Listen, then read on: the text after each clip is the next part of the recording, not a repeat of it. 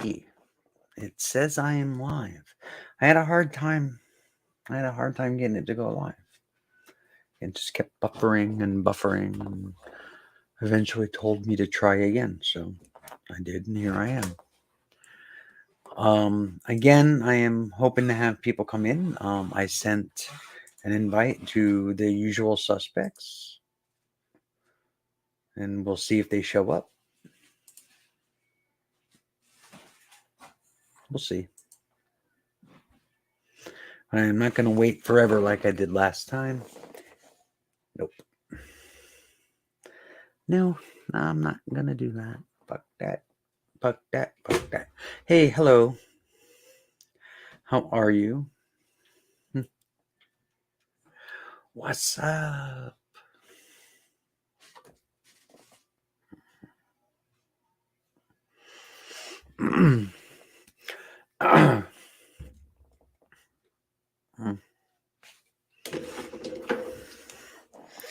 Y'all can like sit and watch me text if you want.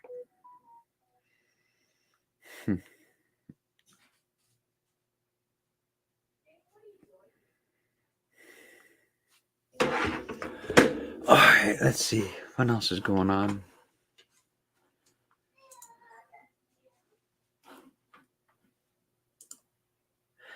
Once again, I'm trying to, or at least hoping to get Autumn to come on. If also it was Autumn, Joe, and Mike, Agent of Doubt.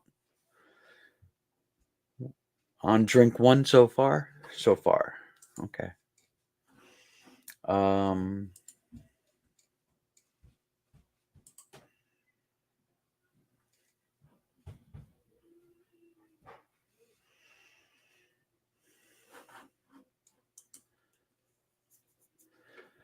Oh my goodness. Sorry. Didn't mean to show everybody my fatness. Fat.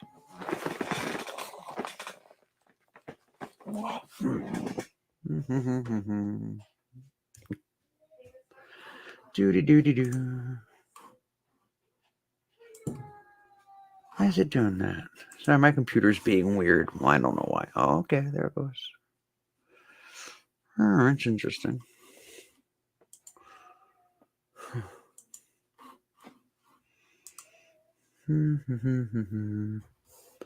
So the last time I tried to do this, which was really just the other day, I ended up yelling at people. This got so annoying. Because just kind of in general, well, people are annoying. So there you go. I don't know. There's right wingers. They came in looking to have an argument, just to have an argument, and they succeeded. They got me all pissed off. So they came in to troll me, and they succeeded. And somebody I've known a long time was in here, and I told him to go fuck himself, and whatever.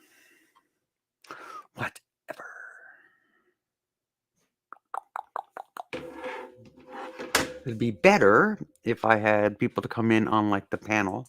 And I know it's my own fault for not like doing this stuff ahead of time and like setting everything up and just jumping on like, willy-nilly, but I don't know.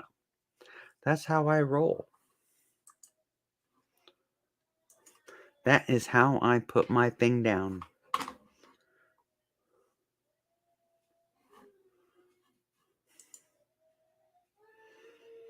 I put my thing down.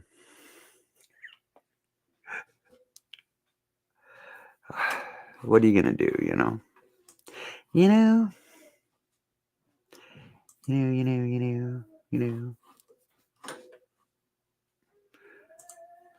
Huh. See what's going on in the world. I have no idea what's going on in the world. What is going on in the world?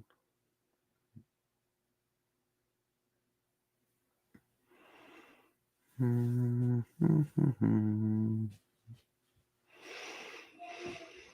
don't think there's anything going on in the world, It's like weird. There's like nothing happening out there right now.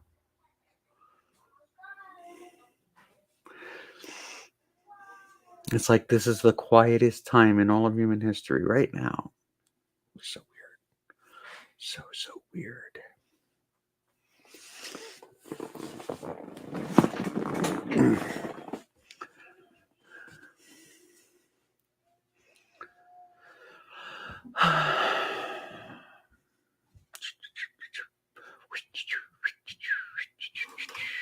Let's see here. Like, how does stuff work?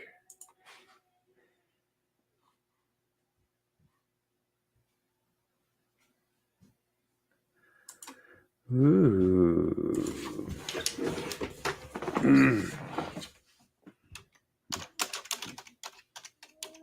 Whoops.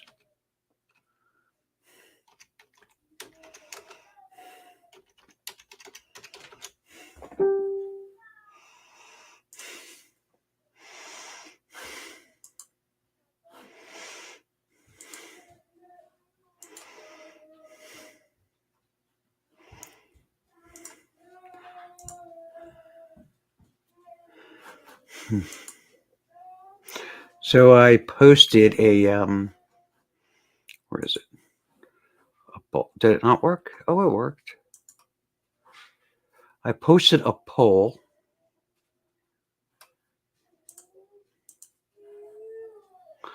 So if you want to take part, the one person that's here, if you're even still here, there's a poll if you want to take part.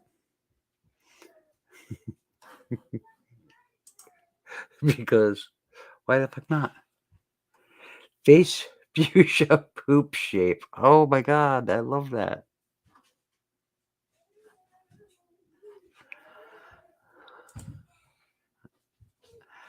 I love it.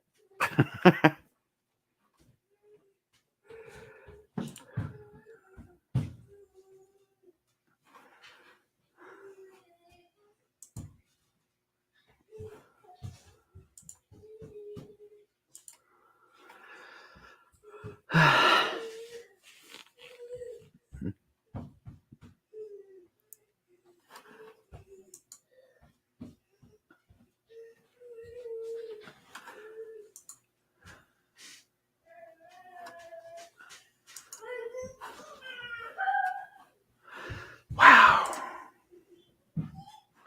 And I'm listening to my kid upstairs making all kinds of crazy noise. He's making all kinds of crazy noise.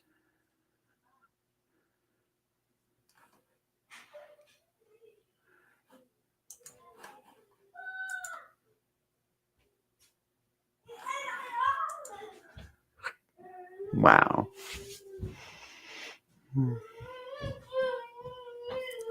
I don't know if you hear that or not. I don't know.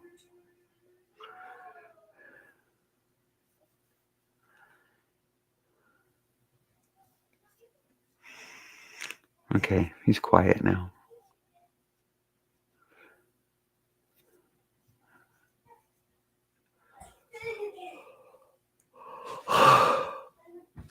Oh. Mm-hmm.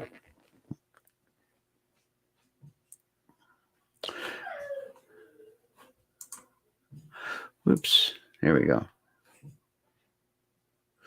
Yes to the poll. 2 votes at 100% yes. Fan-fucking-tastic. That's fan-fucking-tastic. Mm-hmm. I don't know.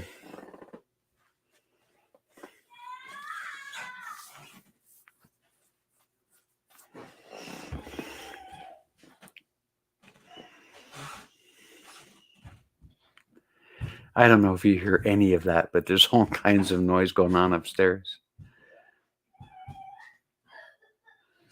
My munchkin is losing his mind up there.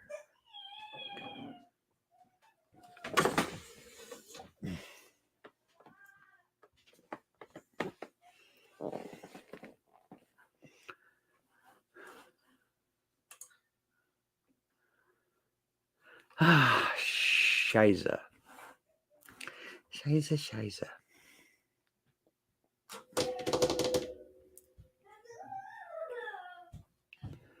Sorry. I'm enjoying it though, listening to him being all crazy up there. Probably driving Peach crazy.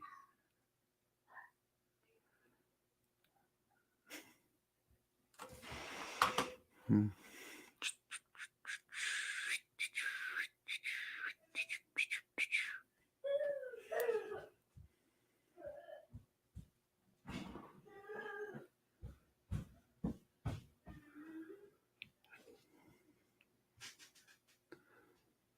Okay. Anyway, I don't know what to talk about. Help me out, guys. Help me. Help me.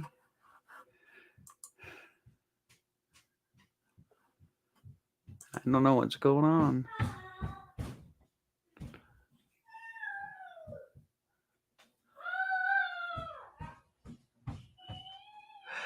Can you hear any of that?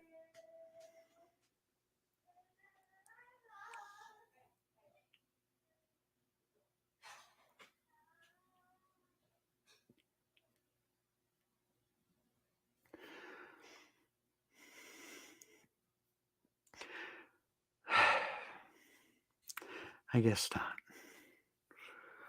I guess not. Yeah, you hear? Having a day off is good.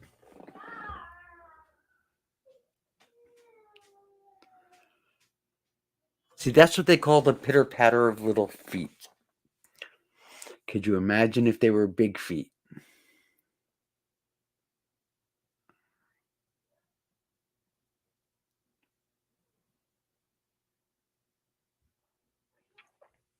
Oh, I gotta check. April 1st is a Sunday? No, it's a Saturday. April 1st.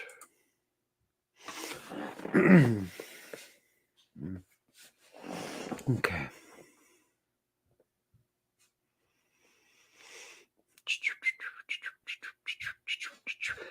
So, wait. Sorry. Oh my God.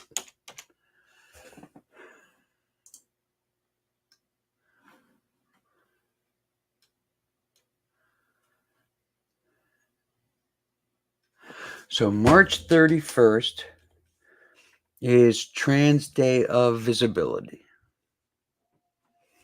Okay. And I believe on April 1st, in Montclair, New Jersey,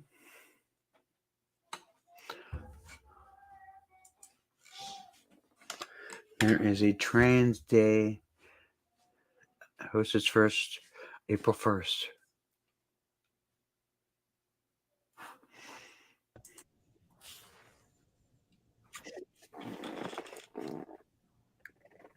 Hi there. Hello. Hello. Oh, a voice other than my own. That's nice. What is going on? I have no idea. Trump's going to get arrested, right? No.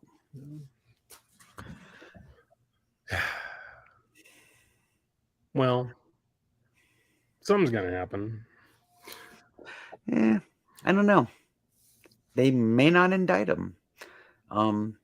Bragg might chicken out. Why?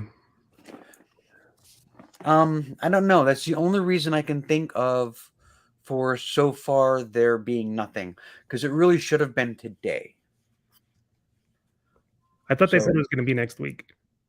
It was supposed to be this week. The grand jury convened today, and initially their schedule was to hear from one more witness and then vote.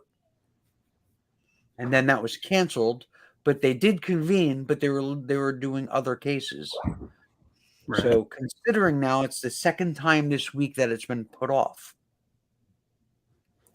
that makes me wonder Ain't going to happen. if Bragg is getting cold feet.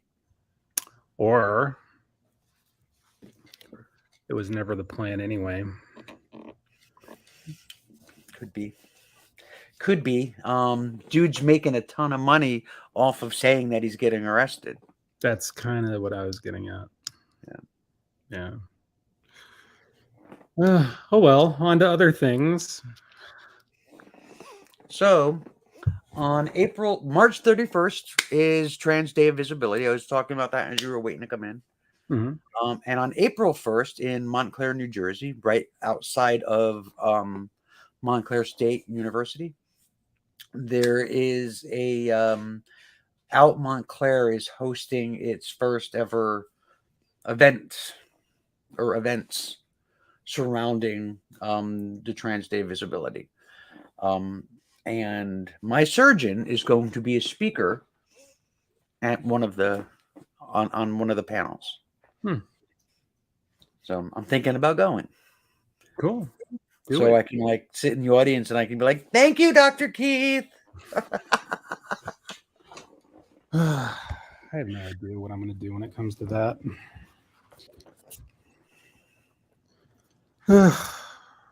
I got a long time to go, I guess, to figure it out. You have as long as you want to take. I don't know what you mean by figure out, like whether or not you want to do it or all that kind of stuff. Yeah, I mean, it's hard. I mean, I went, 17 years before deciding. So I think for me, it's like if I could just like do that, sure, but there's so many issues with it, and I'm nervous about it. Okay, so what do you mean by issues with what?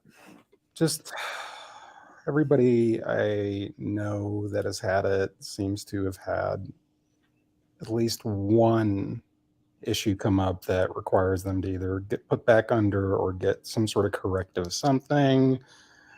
I mean, so far so good for me.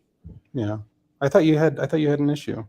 Well, I had an infection because this dissolvable stitches did not dissolve, so I reached in there with some tweezers and yanked them out myself. That would do it. Yeah, so I got an infection, and I got a stern talking to. So I got a talking to at work the other day. What'd you do? Like, if you don't want to share, that's fine. Just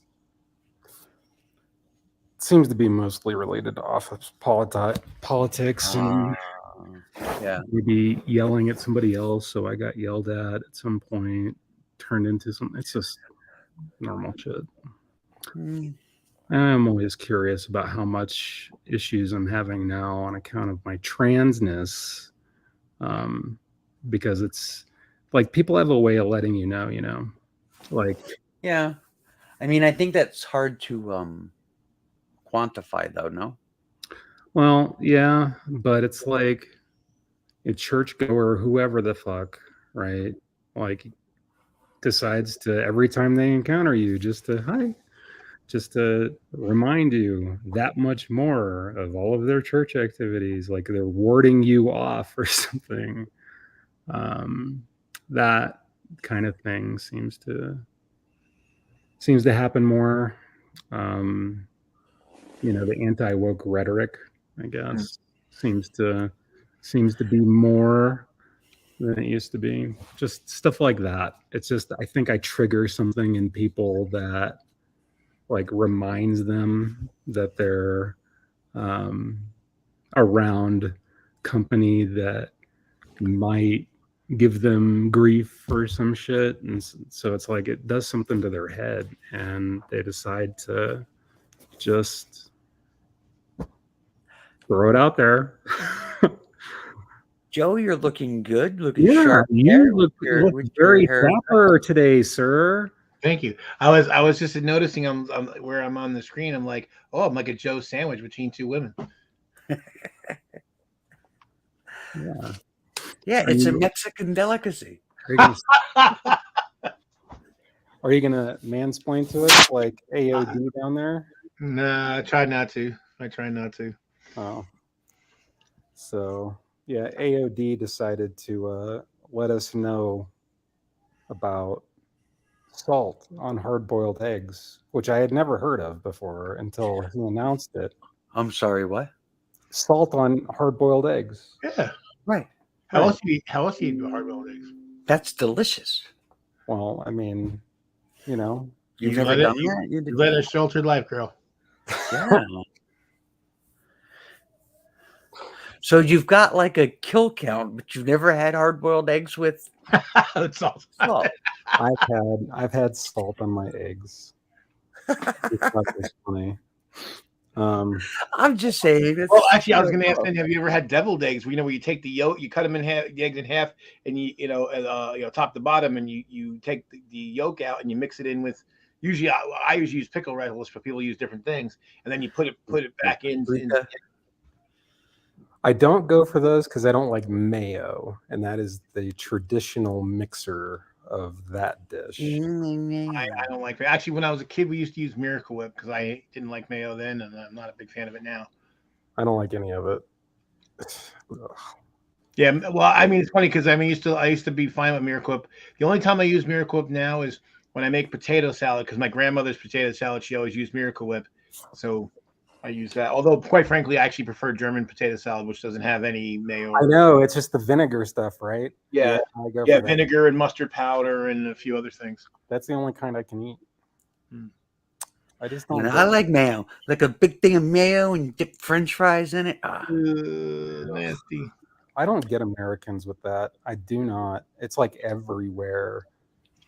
Well, the funny thing is that the dipping it in mayo, that's actually a very European thing. I know. It's gross. It is gross because mayo is gross.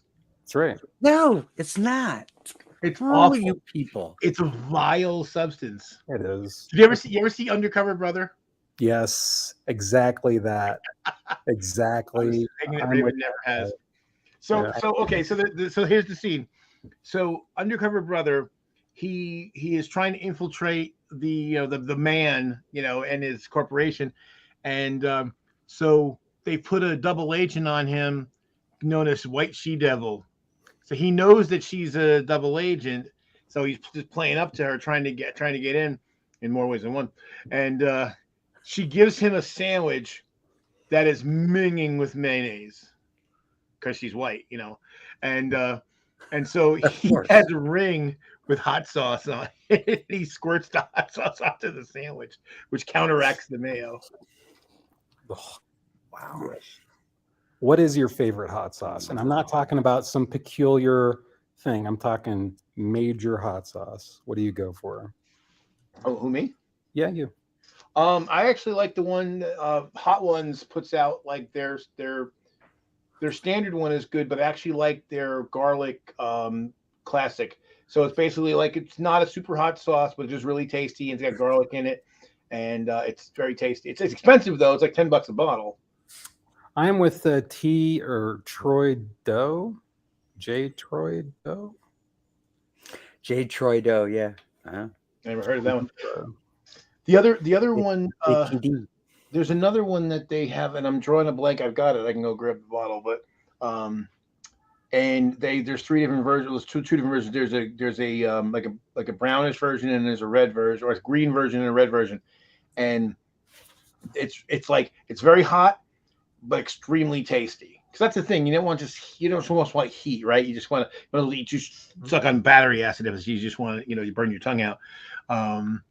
But that, and I'm drawing the black. I can see the bottle and I can taste it in my mouth, but I just don't. I have to get up to go to the bathroom in a second. When I do, I'll come back. I'll show you the bottle. Word. Raven, you look like a white girl. She is a white girl. I look like a white girl. Hush up with that. Well, remember when Clinton did that whole hot sauce thing she did with her purse? Yeah, but that actually wasn't like everybody's like, oh, it was pandering. It wasn't actually. Did She's she actually Did she really it's documented that she eats hot sauce on her eggs every single day. No shit. Yeah, I yeah. mean, that's been documented like many years ago. This is the thing that was kind of a shame for her, because she's the type of person that she could be telling you totally the truth, but her delivery makes people think she's insincere. Right. Yeah. And and the thing is, it's funny. I know I have a friend who he doesn't know her, but a friend of his knows her, and my friend doesn't like her, but from basically from what his friend was telling him, like she's actually like a really cool person. And part of it, look, being a woman, right? She's in the spotlight, and so she manages everything she says and does. And unfortunately, when you come off as self-managed and self-procure, pruned, it comes off as insincere, even if you're totally telling the truth. Well, I mean, she has a history also of saying stupid things that her detractors could easily spin in all kinds of different ways. I think everybody does. It's just that she's got more detractors than most people. Right. When Bill was president, or he was running for president, and they asked, if he wins, what would she do as first lady? And she's just like, I'm going to work. Or you think I'm going to, stay home and make cookies? And it pissed off a lot of women in the country because they were like, what's wrong with that? And it's just like, then she had to go and then, explain herself. And it's just like, that's it. Once you're on the defensive, once they got you in that position, they don't let up. Yeah. See, here's the thing. This is the one difference that I've noticed with the right wingers. See, they don't give a fuck. So they don't apologize for anything. They just ignore it. Yeah, they just ignore it. You're right. Once you go on the defensive, once you try to defend yourself, you lost. Yeah, you're done, because that's it. The other side, whoever it is, won't relent. So that's it. So she spent her entire public life against the ropes. Yeah. Yeah. And it's a shame, because I think she would have made a decent, certainly a better president than Trump. Oh God. In any case. And this is my problem that I had with progressives that hated her so much. I'm like, look, I get it. She's not the progressive you want. I totally get that. But look what you're gonna get. And they didn't believe me. And what pissed me off is he was even worse than I predicted. Okay, I knew he was going to be a fucking disaster, and what he ended up being, what I thought paled in comparison to what he turned out to be. Yeah, and I'm like, okay, this was even worse. So, but then there were still people in 2020 like, oh no, they don't like the Democrats. Or like, fuck you. Like, look what's happening. Like, basically, there's all the shit that's happening now, the anti-trans stuff and the anti-women and anti-black stuff. This is all because Trump got in the White House. So there's like a whole bunch of like leftists that are like just anti-Democrat. Yeah. Which is like, I know it's not like a completely new thing, but I mean, it really took off after Hillary ran against Trump.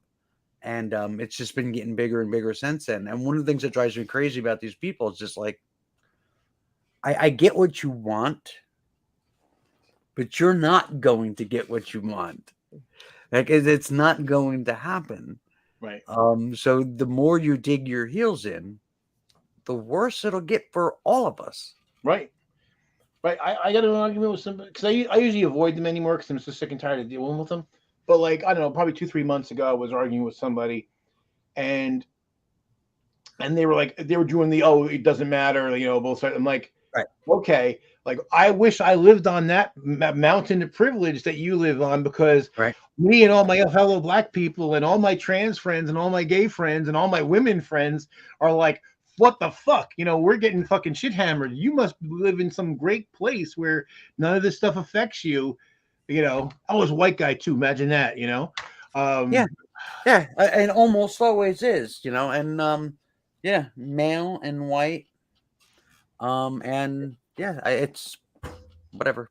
And so then I said, look, stop pretending you have progressive values. Stop pretending you care about the LGBTQ community. Stop pretending you care about racial minorities, because you don't. Because here's the thing, I know I've heard some people say, oh well, like Biden doesn't move me and Hillary didn't move me. Okay, they didn't move me either. You know what? No politician ever has fucking moved me in my life, because they're fucking politicians. And I know at the end of the day, that they're not saviors. None of them. Even Bernie just say he's the best one out there. He's still no savior. You know? Well, And- hell, even Bernie was just like, you know, I can't change everything. It'll take a couple of different administrations, you know. Right. Because that's the thing at the end of the day. Because here's the thing. Now, if you go based on just issues, people tend to, the country. It's weird. We're progressive on issues in the abstract, but when it comes to actually voting for shit, we're not. We're kind of a country that's full of shit. But as Yes far and as no. I identified, Yes and no. Everything is rigged in a way that even though Democrats vote more, and there are more Democrats in the country, and most of the population in pretty much most of the states ends up being Democrat, it's all rigged in a way that Republicans get the seats. right? But part of the reason for that though is that people don't vote in their state elections. I mean, basically, because especially when the censuses are coming up, like the year after the census is when all the states realign and they figure out, Right. and they do all that shit. So if you didn't vote in the most recent election before that happened, that's when you get the chance to fix the gerrymandering or gerrymander it in a different way, or however you want to look at it. Right. Well, I mean, this past election, Florida. I mean, anybody who was paying attention to the returns saw, oh, this is a brand new seat, Republican. This is a brand new seat, Republican. This is a brand new seat, and it's just like, holy shit! They carved that state up. That it doesn't matter how many Democrats are in the state. Right. They carved it up in a way that Republicans are always going to carry it. Right. But that could be fixed if people, and this is the same thing, I said, look, as far as that's 10 years. Yeah. But I mean, but it was a missed opportunity. But like I said, like people want like viable third parties. I would love to have viable third parties. The problem is all the third parties, they run somebody for president every 4 years with zero chance of actually getting anywhere. And even if by some miracle they got elected, just say people were just that pissed off and decided, fuck it. If they don't have support in Congress, their agenda goes nowhere. Nowhere. They have to get at least like 5%, right, to get funding. Yeah, you have to get 5% to get federal matching funds, and they don't come close to that. No. So basically they're vanity candidates. But see, what could work if they actually started running candidates in local elections, county elections, state elections, and build grassroots. But here's the thing, because that takes work.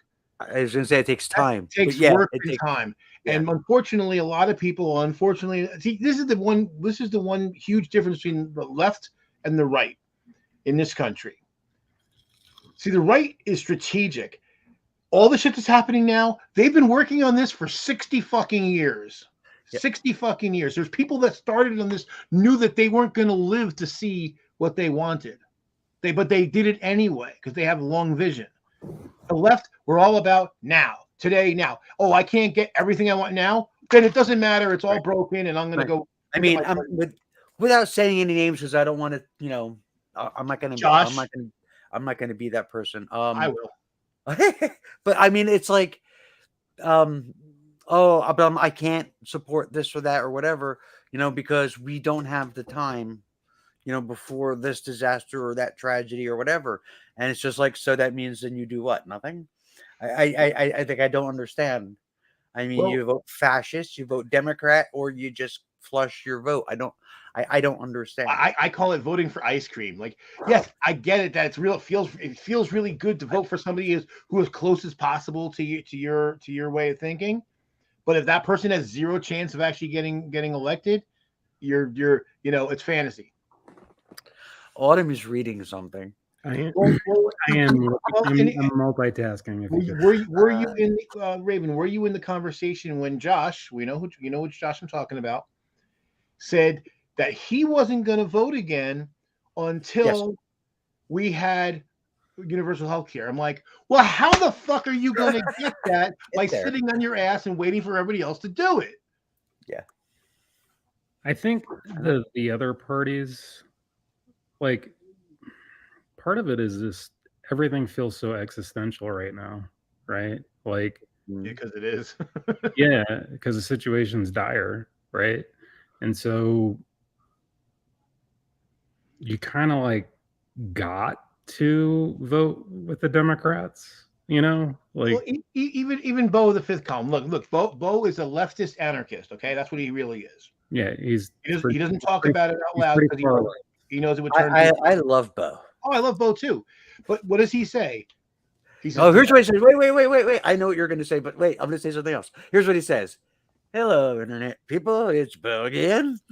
yeah, that's right. But at the end of the day, he says like, go with the Dems are not my people, but I'm going to go with them for now.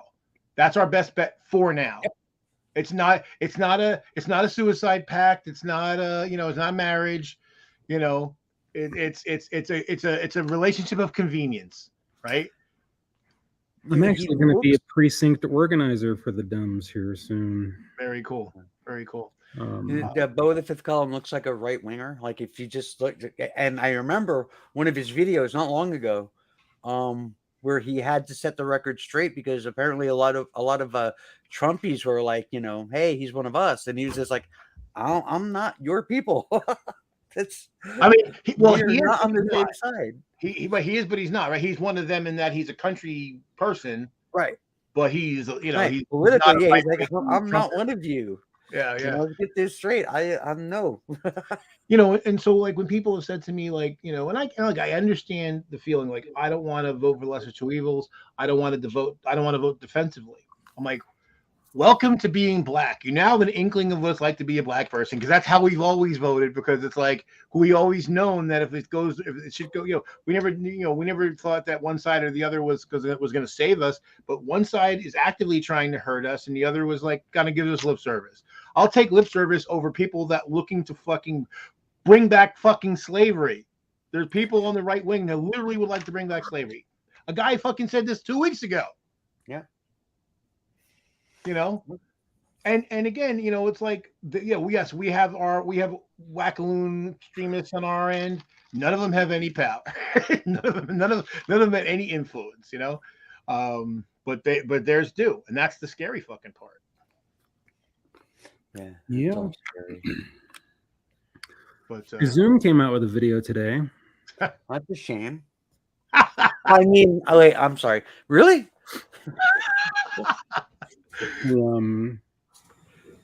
What ridiculous topic was it today? He's just being, his usual like, tell me I'm anti-trans without saying I'm anti-trans kind of deal that he did. He's a collaborator. He is. Is he? I don't think he is a collaborator. Oh, absolutely he is. I mean, the lengths that he goes to try to give the other side, the benefit of the doubt. Like, dude, how many times do they have to kick you in the head before you get it? Like, they don't like you. You're useful to them. You're part of their narrative. Well, that doesn't make him a collaborator. That just makes him dumb. Well, but the thing is, he's doing some of their footwork for them without even realizing it. Right. And so the useful idiot. Yeah, so he's a useful idiot. And so my thing is, like, and I've told him more than once, like, dude, you'll be up against the wall with the rest of us if they get in charge. Yeah. I mean, they're not going to. Oh, well, you were one of the good ones. They're going to go get up against the wall, and they'll say words that I'm not going to say, but you know what those words are. And that's the thing that that's why people like Candace Owen and other collaborators. What pisses me off about her is that, like, I don't even think she's technically even a collaborator. She's just an opportunist, right? It's like, hey, there's money to be made riding the hate train. Well, I mean, there's a lot of those people like in the right wing circles where it's as if they kind of feel like there's no way that the worst can happen, right? Mm-hmm. That the establishment, the U.S., the whole thing, everything is just far too stable for it to go pear-shaped. And that just isn't true. Right. It isn't true for any society. January 6th proved that. Yeah. So that's the kind of the weird thing that I feel is it's weird because, I mean, I suppose like the culture is kind of maybe where it was in Germany, 1930s, like the only thing holding that back is the state, right? And you can just kind of see it being chipped away with the anti-trans legislation all over the country. and it's like, But um, but the anti-trans legislation though is the state. well, that's And that's what I'm saying. It's like The normalcy is being chipped away. the people, like the Constitution, like I mean the actual physical makeup of what we are. There is a shitload of people that are compelled by fear and fear and loathing. yeah, and that's pretty scary because that's it. I will But I say this. don't believe that our society, our culture, is like, you know, pre-Nazi Germany. I think that what the voices on the other side that are like, you know, trying to pass all that legislation, that are trying to chip away at the constitutional order, they really are the minority, and not just by a little bit. I mean, So by a lot. so was the NASDP. Right. They were a minority at the time. Yeah. I just don't want to downplay how severe some of this stuff is anymore. It's pretty bad, and it's like in my face too.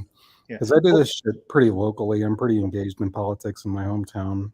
And the thing is, and they use the same rhetoric. I mean, they're literally talking about, you know, people as animals. They're trying to other, you know, and this is just not the usual othering. This is literally like dehumanizing large swaths of the population, and talking about, you know, the guy like a couple of days ago how he thinks the military should execute Obama, and all this kind of shit. And again, if he was just some fringe guy, I wouldn't care, but he's not.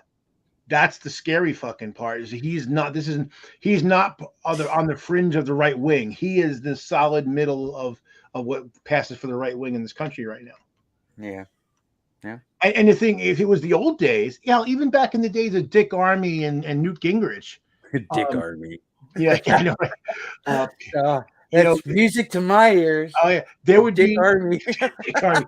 But back, you talk about late '90s and the time when Clinton was president, as disgusting as Dick Armey and his cahoots were, if some right winger Dick Army, sorry, came out and said what that guy said, he would at least step away from it. He would at least say, "Well, that doesn't represent us, right? That's just some loony."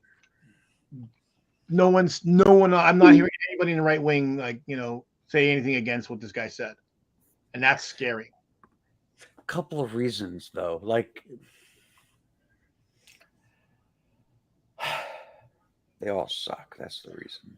Well, the thing is that, I mean, I know some of them, you know, like, as we found out from the testimony, right? Like Tucker Carlson hates Trump, but Right, he just recently had an interview. We were just like, "Oh, I love Trump." Yeah. And it was just like, yeah, okay, whatever. the thing is basically there's this cabal of nutbags, this growing cabal of nutbags in our culture, and these guys are basically feeding that beast. Even though they don't actually believe it, they're still feeding the fucking beast. yeah, they're pandering to this chunk of people, and The lowest the reason common that's denominator. concerning is because they figured out there's enough of them that there's an actual market for it. Yeah. And it works. Well, I mean, it all feeds off of each other because, like Tucker Carlson and Sean Hannity, they're not doing it for the benefit of Donald Trump. Their motivations aren't political. Their motivations are financial. And power.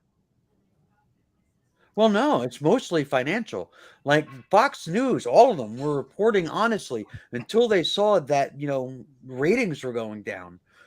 I mean, the first thing they thought of was the stock market. They thought of their investment. That's what they cared about. I don't know what Tucker Carlson's motivations are other than Well, he's a white supremacist, but he was the one that said, "Hey, look at the market price." Right?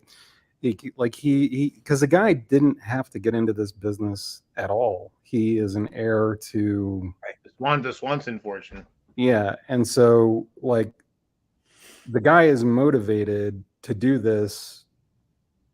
Yeah, that's, I'd say for him, it's not money, it's power. Right. So there's a history of they're laying it out on one of the shows the other night, and they were showing all these different examples. There's a history of Tucker Carlson switching his positions based on what was popular at the time. Oh, And I mean, when you go through his history, he's like a political windsock. Yeah. So he goes to where the influence and the money is. well, what's interesting, what's going on with Trump, the MAGA hats, is that on the one hand, they have very right wing conservative thinking as far as social issues, but the other issues, they're actually populists. Mhm. And if you listen to Tucker Carlson, and when he's dishing on corporations, the same corporations he's getting all his money from, and that he has his own part of.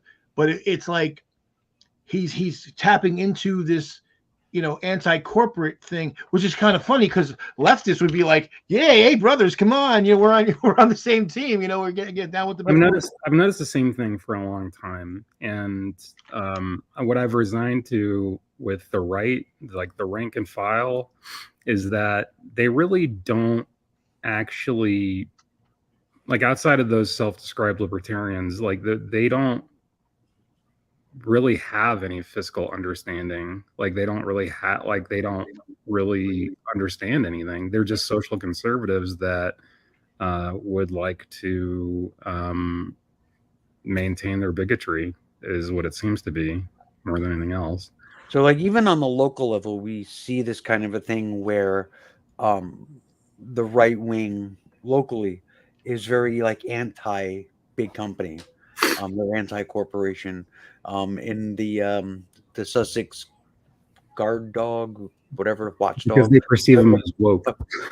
whatever the fucking rag is. No, it's not that.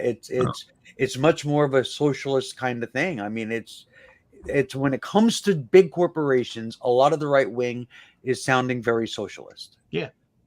And it's a very strange kind of it's like a right wing socialism. Well, It's really kind of weird. Well, this is basically what populism is, right? It's basically down with the wealthy and down with government, and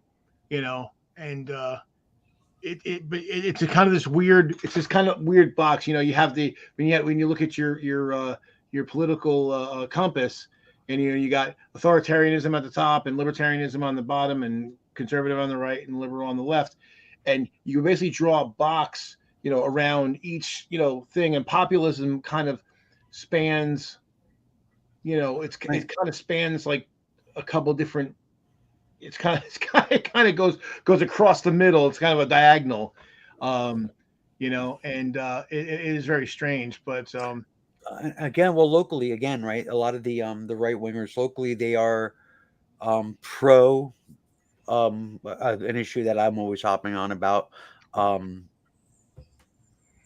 choice voting, ranked choice voting. They're pro ranked choice voting. Wow. They're anti big corporation. They're anti government. And they're also, anti LGBT and anti black and everything else. So I mean, it's just this really odd, strange mixture of things that they champion. You think about it, if they weren't bigots, they'd be leftists. Yeah, and they're constantly attacking each other for not being pure enough on social issues. One of our county commissioners, who is she's an administrator. I think she's a principal at a religious school, and she's pretty far right. She was the one that wrote a piece about me in the state. I can't remember the name of it, but it's the state political paper. She wrote a piece on me. In that claiming about that I was anti-Semitic and anti-Christian and all this other stuff that I had to respond to, and I made her look stupid. But anyway, but I mean, they are going after her now, saying that she's not pure enough. Damn.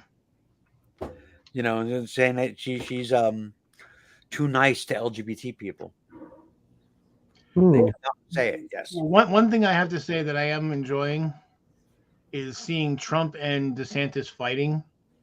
I'm like, oh please, please. Yeah, I mean, I kind of think that the longer they go at it, both of their numbers will drop. I think it'll get to the point where both of them will end up will have people walking away.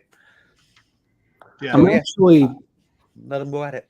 I'm gonna knock on wood here, but like I'm actually not that concerned about either of them winning the general. I'm not. I'm definitely not concerned with. Don't think Trump is a hope in hell of winning the general. Yeah. I am concerned about DeSantis though. Yeah, I don't think Trump will win the general. Unless he's running from prison. I think if he's running from prison, I actually think he would have a chance. Why? Martyrdom. But like, the right wing loves martyrs. They can't wait to be martyrs, and that's why they do the thing. Oh, the woke mobs, we're being canceled and all these things. Like, dude, like that's why I love like these people like international platforms, and they're like, I can't speak anymore on my international platform that I broadcast 5 times weekly. Really, really, yeah. You really got it hard there. I've been canceled. One thing for once, I'd love to see one of these people that are canceled actually shut the fuck up, right? And, and I'll tell you what, this is like every once in a while. I don't know why I do this. Maybe I'm a glutton for punishment. Every 3-4 months, I'll pop in and go to Bill Maher's YouTube channel and I'll watch a clip, and it's like it's the same. I just want to see if he's gonna say anything different. It's the same. I mean, it's the same fucking episode every fucking week. How did he get caught up into all this? That's what I want to know. Because he used to not be this way. Probably, he probably got his tit in the ringer over something, and then was like, "Oh, they're criticizing me. I'm on their side. How dare they?" Instead of saying, "Hey, well, why are they saying that? And is there any basis to it? Is there anything to learn here?" And he just does, and so it was really funny. I every time I do it, I post the same comment. I'm like, Bill, it wasn't woke leftists that got you actually canceled off of ABC. So, I mean, I ended up ultimately on the left, which is as neat as it is strange, I suppose. But I still process things like a right winger, and so whenever I see that kind of thing, it's immediately suspect to me. Like immediately. Like I get my tinfoil hat out and I look at people like fucking what are the names that used to be on Rising? Like the Breaking Points people.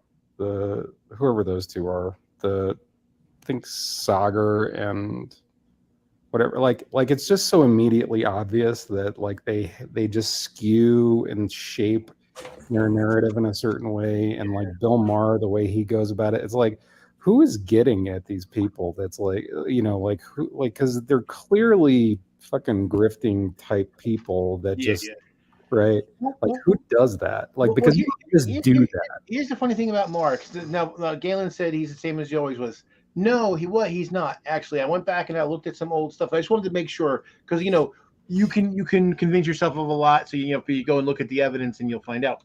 So I went back and looked at some of his older stuff. And what's funny is his criticisms of the left weren't that we were intolerant, is that we were too tolerant. And I remember one thing, a quote of his I remember, and I actually found it. He said, "Don't become so tolerant that you tolerate intolerance." Well, Bill, that's what woke is. We stop being tolerant of intolerance. We listen to you, Bill, and you don't like it because, you got your tit in the ringer too, because sometimes you say some stuff that's more than a little off base.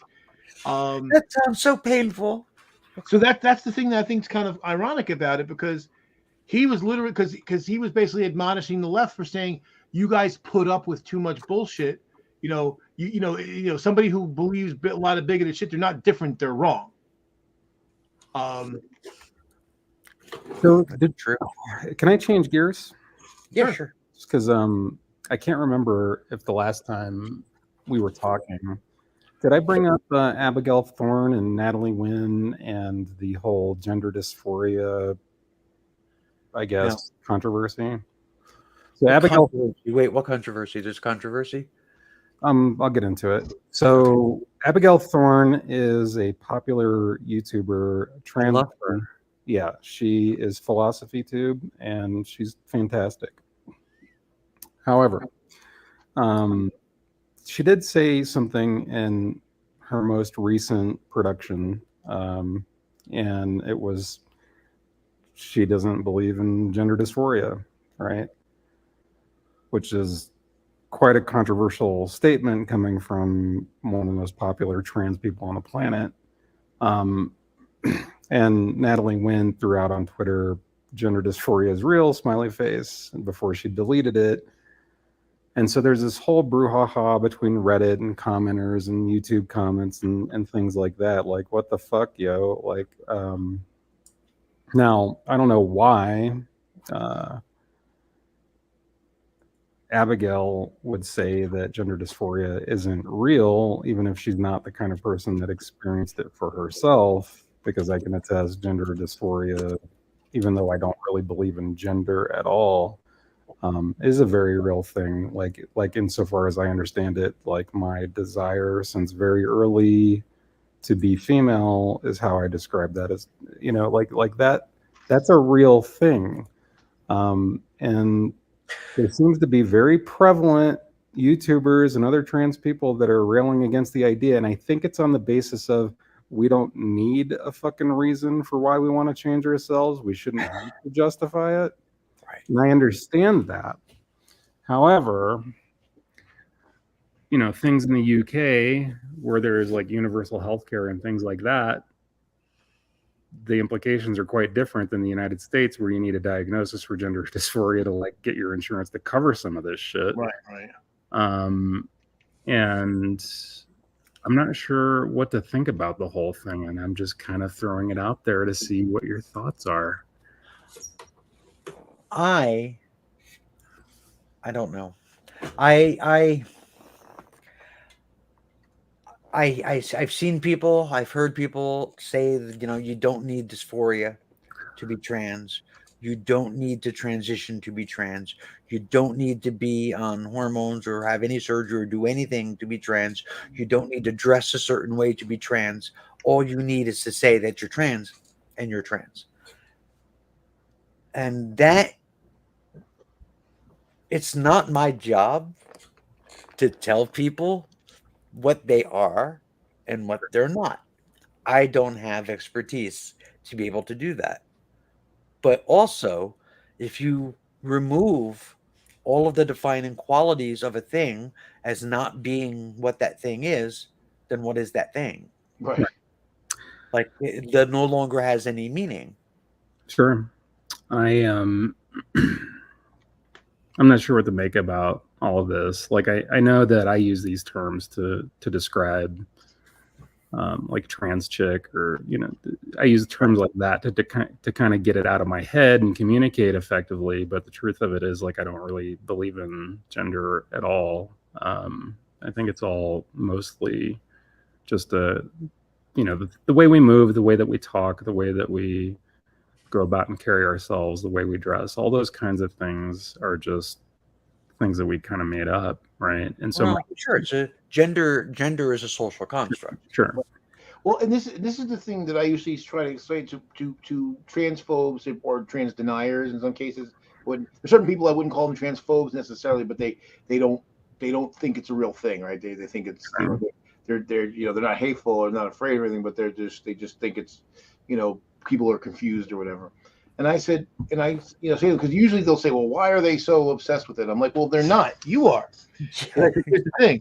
If we accepted people as they are, because I try to, I don't experience dysphoria. I identify, I'm a man, I'm a male, I'm, all that. Do you have Mexican dysphoria? I do, apparently. So, but so the thing is, when I said, okay, well, so what does it mean? Because this came, there was an argument a while back about whether gender was a social construct or not. Now most people agree that it is, but so when I tried to think about, well, what does it mean to be male? I identify as a man, and I'm certainly male. I've got the anatomically I'm male. So like, well, what does it mean? I'm like, well, I was given a definition of what that means, and it just happened to fit me. But it's like, but why is the definition that? This, even when you get to like attributes, like we tend to think of nurturing as a female trait, right? A feminine trait. But why? I'm nurturing. In fact, I've had people. I remember back in the '80s, they would say like a man like me who's nurturing, that we say we had a feminine side. I'm not feminine. I'm nurturing. If you don't put people in boxes, if you don't say, hey, because here's where it really comes from. People, cisgendered people, basically go, if you have male anatomy, then you're a man, and then you must behave a certain way. If you don't, you're not conforming to what our made up bullshit rules are. Then you're somehow not a proper man. You know, and that's the irony too. It's like, how many times have you heard somebody call a man who was someone who actually identifies as a man, who was effeminate, and they call him a woman, or various things they use as a slur. And I'm like, well, then why, if you, how can you on the one hand not believe in saying that that transgenderism exists, but then on the other hand misgender people? It's like you basically, you're saying that they don't fit that box that we've arbitrarily drawn around it. Right. So I said, look, if you just accepted people for who they are with the attributes that they have, there would be fewer people who would probably identify as trans, or at least it wouldn't care. Like if calling me a man didn't come with baggage, or Right. calling somebody a woman didn't come with certain baggage and certain expectations, no one would care what they were called, because it wouldn't fucking matter, because they were being accepted for themselves. Right. I look at these things. I don't know. Maybe it's just a different way of explaining the same thing, but like I'm joining Team Girl, right? Like I kind of deviate from a lot of trans people in the way I deal with pronouns and all this kind of stuff, because the truth of it is I do this because of what I see in the mirror and how I feel. This is a physical dysmorphia thing for me, Right. more than it is anything else. Yeah. But I'm aware that I'm joining Team Girl, but the way I look at Team Girl or Team Boy is kind of like the Denver Broncos or the Cleveland Browns, right? These are constructs. We created them. They're real things that we've established, but you don't have to be on either of those teams either, right? So, all of these rule sets, these things are just. But I mean, I think it's important to understand though that that the roles that were created, right? These genders, these things that you agree, right, are very real, are based in something that predates all of it. Sure. Like, I mean, we are a sexually dimorphic, species for the most part, and men, or I should say males, the male of the species is tend to be bigger and stronger, and they did the hunting, and they would drag back the baby T-Rexes to roast over an open fire, because the fire is outside and men cook outside, and the females give birth. And therefore they need to be protected because they're carrying the young, and blah, blah, blah, blah, blah, blah, blah. So these are very basic, very survival driven roles. Sure. And there's a lot baked into that for a very long time. Like women's liberation, you can say it was about a lot of different things, but I'd contend that it was mostly to do with contraception, right? More than anything else. I get that. But I mean, over time, once we were no longer in the kind of societies where, there was like, the whole hunter-gatherer thing, and it was more about, having an agrarian society. But see, roles would not necessarily stay the same, because now women could do some of the work that men were doing. And I mean, it was just easier for men to control everything, and that's where a lot of the gender roles that people still adhere to today stem from. Raven, what you're saying is an observation I made probably 40 years ago. I kind of feel like our society has progressed in a way that our biology hasn't caught up with. Yeah. So like on the grounds of, I'll just float this at you guys. So not making a choice about something is kind of a choice in itself, right? And I contend there's a Rush song that says that. With the advent of HRT and these kind of therapies that trans people have, who's not actually trans, really? Right? If you grow like you don't do anything. Like you're making kind of a choice. Like I'm not going to change, and I think that's like a big reason why there's so much anti-trans, because it's kind of like that there's this threshold. Trans people are kind of ushering in the framework of what you ought to be allowed to do for yourself, right? Your own individuality, your own whatever. Like who should be allowed to say you can't become whatever you want, right? Well, it's not really anybody but you to decide that, and that's each individual can decide that for themselves, right? So what's behind the whole, like, I'm just a trans chick and that's all my desires are, but it does sort of lay the foundation for like the moral ethical thing, like later, like, well, what if somebody wants to do this to themselves? Well, who the fuck are you, right? Like who, like, and so there's a lot behind. Well, I mean, a lot of people see like just the order of society as being threatened by Sure, that kind sure, of thing, because men cook outside on a fire, right, and women take care of the young. If you start messing with that very simple, very basic, truth, hey, dragons might crawl out of the center of the earth. I mean, you don't want to go fucking with that kind of power. And the proof of what you're saying is in the ridiculous words of J.K. Rowling, because she's literally said, now this is what I was trying to explain to somebody who was like, they basically were making excuses for her and like clearly did not know of all the shit that she said. And I said, she literally said that like basically that cis women couldn't call themselves women anymore. I'm like, bullshit. That's not what none of this is about, taking away. But yeah, but basically like the order is changing. I don't understand it, and it has to be the way I understand it. So therefore, and this is why I told ZJ a long time ago. ZJ had put out dragons are awesome. ZJ put out a video and saying that she had said about, what was people's opinion if we had some universal agapic that would allow us to live effectively immortal unless we got into an accident or something or got a disease. And most people actually were like, nah, that's probably not a good idea. And she couldn't understand it. And I said, yeah, ZJ, I understand it. You know what?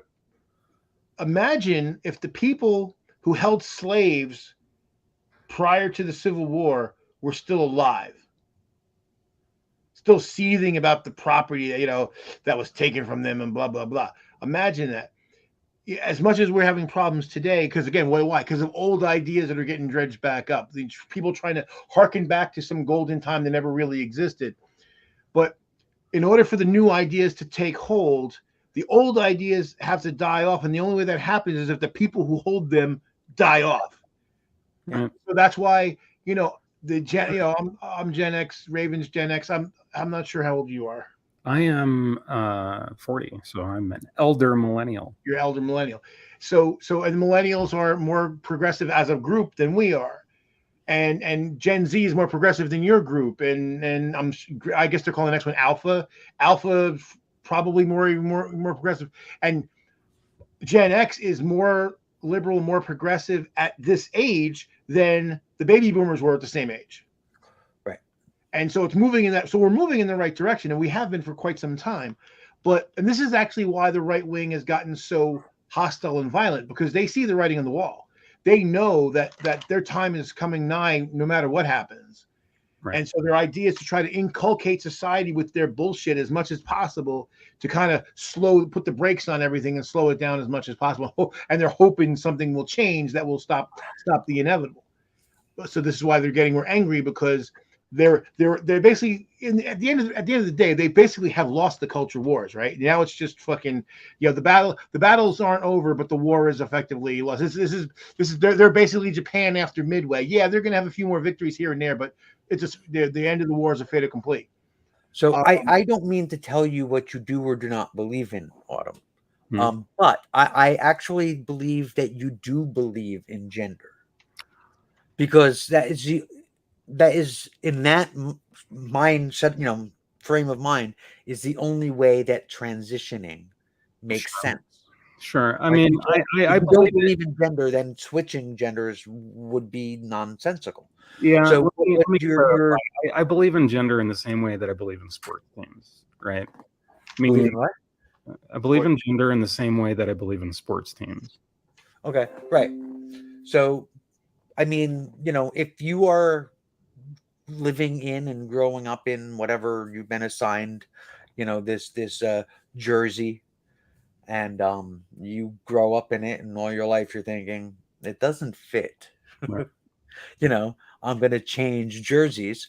Um, that's what being trans is, which is why, going back to the beginning, it doesn't make any sense to me to say just dysphoria and then all this other stuff isn't required to be trans. So I get hung up on this too, and it's like I am not going to put myself into a position to where like I'm not going to say anybody's invalid for doing whatever the fuck they want to do, right? But and like I preface it with saying things like it's not my job to tell people what their gender identity is. It's not mine either, and it's a very sensitive thing. But Yes. I will say this: I have a very difficult time understanding why in the fuck you would want to do this shit if like you didn't feel like you had to do this shit. Right. Right. Well, this is the reason why, like this person, I forget the person's name because I'm not familiar with them, but the coming out and saying that it's not real. It's one thing if you say for her right, for her to say that she doesn't experience it, right? Okay, again, none of us are mind readers. We don't know what she feels. Sure. Okay, I would completely accept her saying she doesn't experience that. But to say that nobody experiences it, it's like, well, wait a minute, you don't get to say that.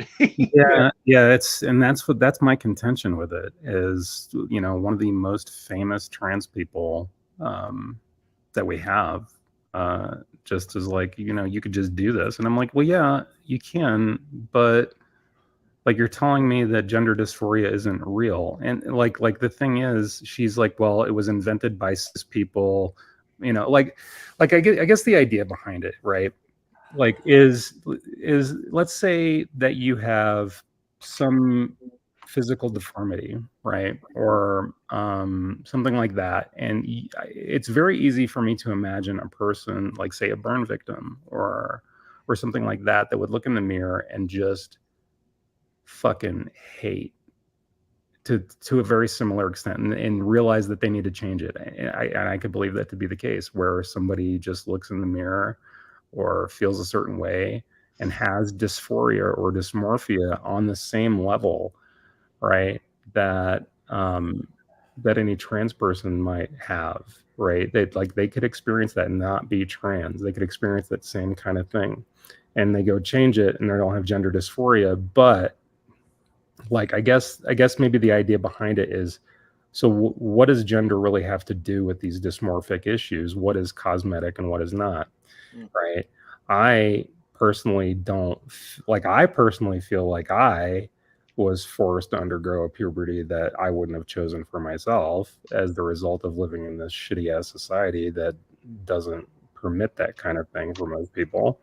And now I've got to foot the bill for, tens, if not hundreds of thousands of dollars to correct for that. And I think it's kind of fucking bullshit. And I'd like to stop people from doing it. And what's wrapped up into that is this concept of gender dysphoria and trying to alleviate that for people that are younger.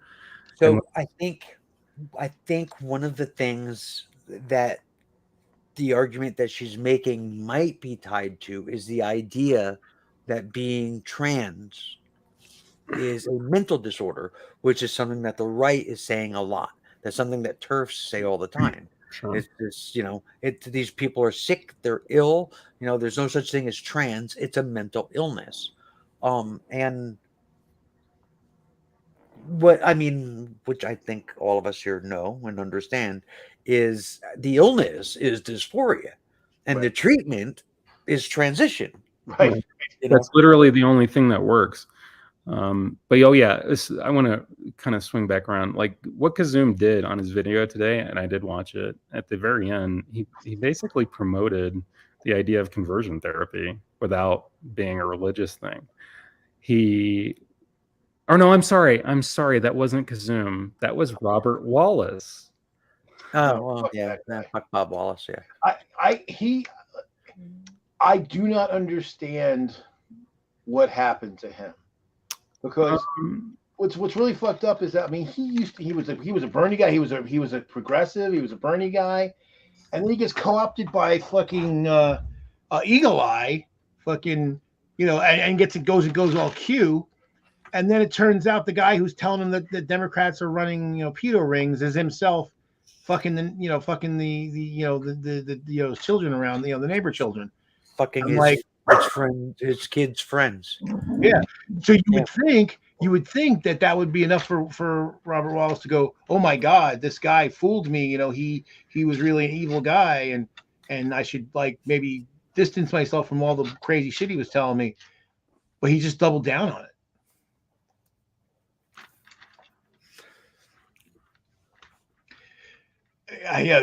Yeah. That's a huge iron. That's irony writ large, Galen. Transhumanist, anti-transitioning. Like, literally, people are saying, yeah, we can, I want to be a fucking Borg and have a mechanical arm and a bionic eye and blah blah blah. But don't you dare change your pee-pee. Everybody wants that.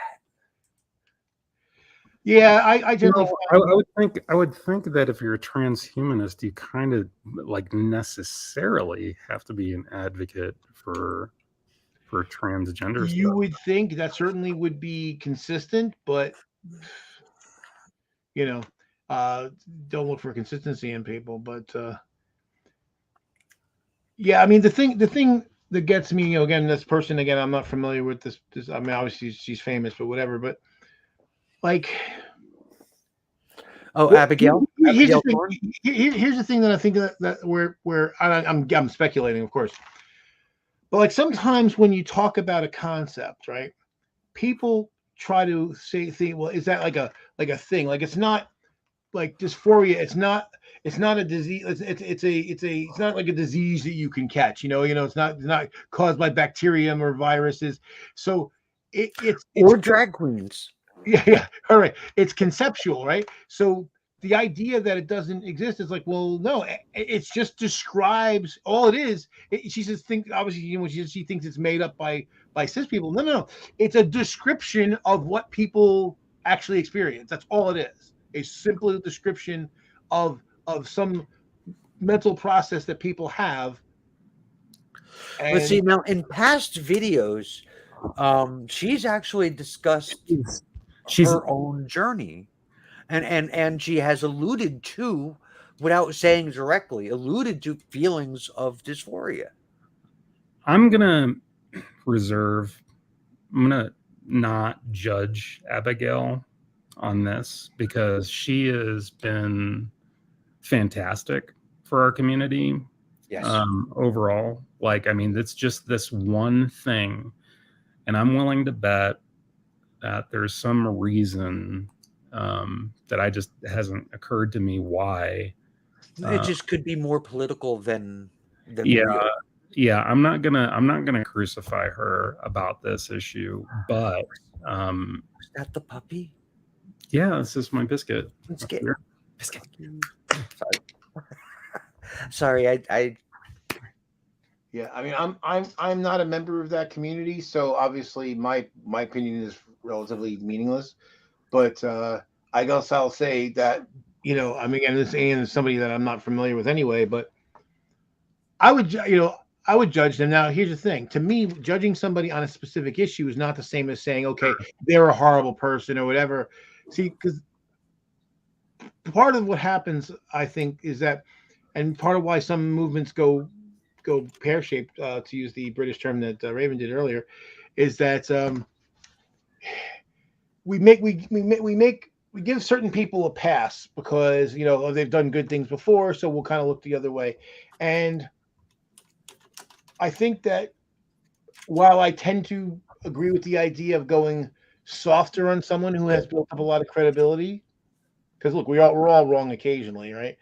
At the very least, some of us are wrong a lot, but the thing is to say to somebody, hey, you know what, that wasn't really cool, and I'm not going to judge you as a person, but I am going to judge what you did or what you said. Yeah, I do that. I mean, I guess I just meant to say, I'm not going to crucify her, and say fuck this person, because I just haven't. Exactly, Peter. That's exactly what I'm saying. You put it perfectly.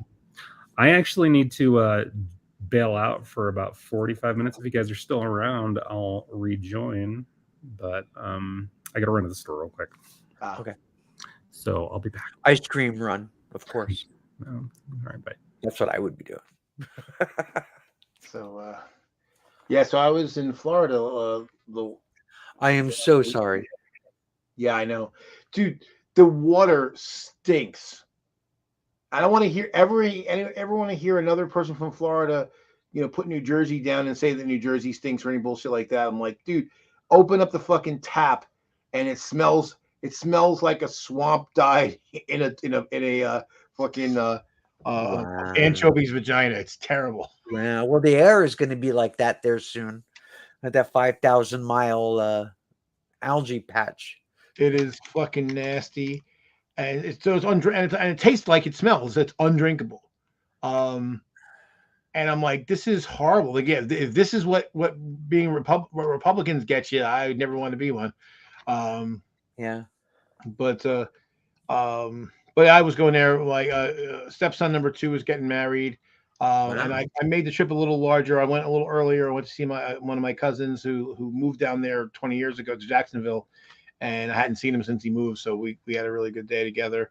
And then I went to spring training, saw another friend I hadn't seen in 20 years, and so ended up seeing one baseball game. But yeah, why? Because basically their water treatment sucks. You got to remember, like their water table is very, very high, and it's loaded with brackish water. And because they don't well, yeah, but all over mid-state too. Even you expect it kind of on the coast, but even in Orlando, the water stunk. It was terrible. So I was like, "Yep, time for some bottled water." Yeah, that's it is what it is.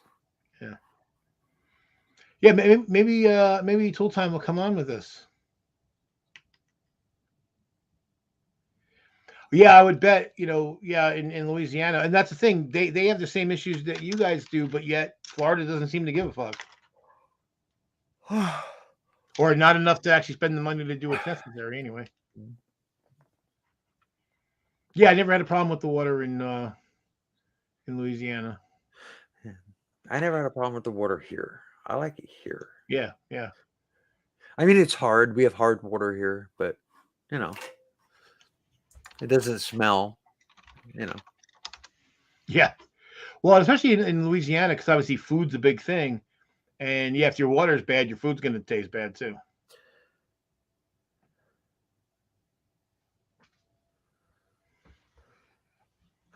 Wow. I'm sorry. I'm reading something.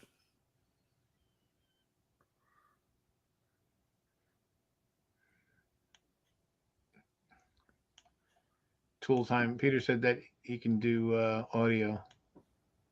If you want to send him an invite. Do you send them an invite? No, I haven't, but I can if you want me to. Can you? Do you have the thing there? Yeah. Oh, you have the link I gave you. Yeah. Yeah. Sure. Alrighty.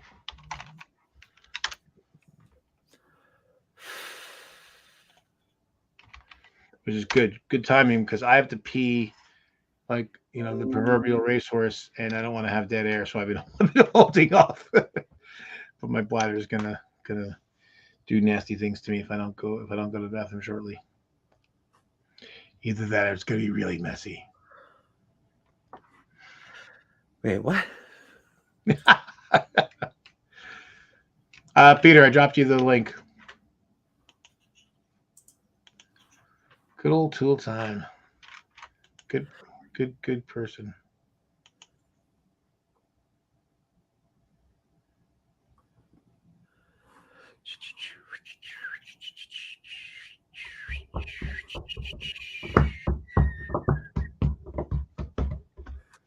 Check Messenger.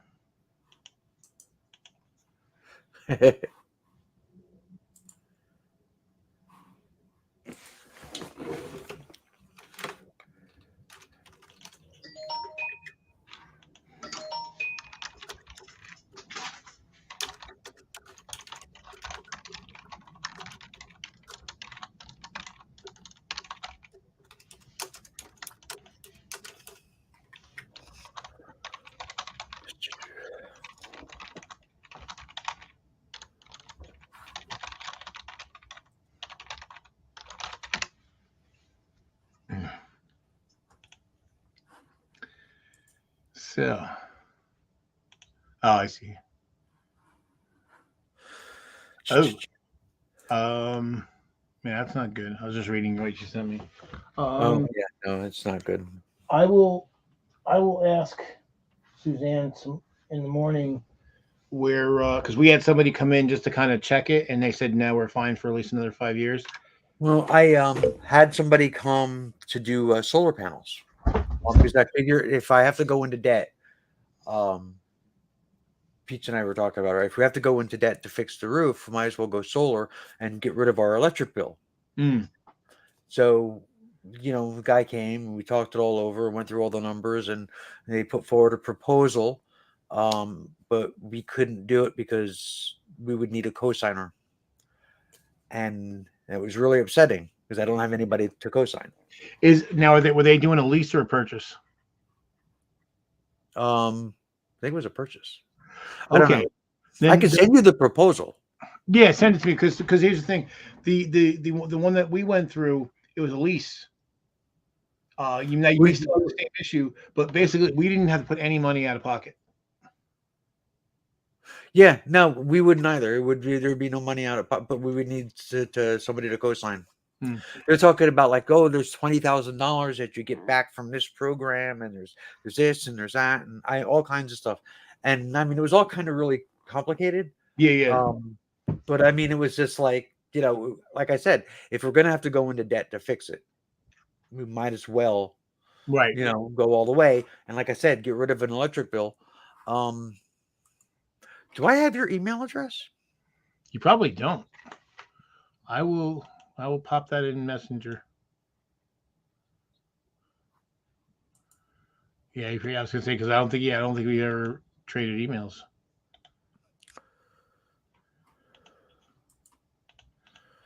There we go. Typing. EMT Solar is the company. Okay, I've got a different one than that. Okay. Where am I? Oh, also got to see. Wait, is Peter there? He is. Hey. Can you hear me now? Yeah. Okay. Yeah. Sorry, I was not technologically prepared for this. Well, it could have been worse. You could have been not psychologically prepared. I don't know if I'm that either, but I can wing it. So I was just sitting around painting, and I like to find longer videos, or sometimes if people are going live, so I have it in the background while I'm doing miniature painting.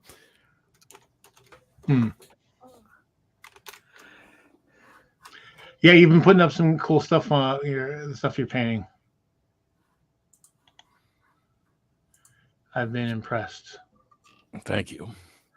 I got to find some new way to photograph it because I feel that even though I have an expensive macro lens that lets you get real close, all that does is just like show all the flaws, and it annoys me. I'm sure other people are like, "Wow, that's great," but then it's like, "No, this is too detailed."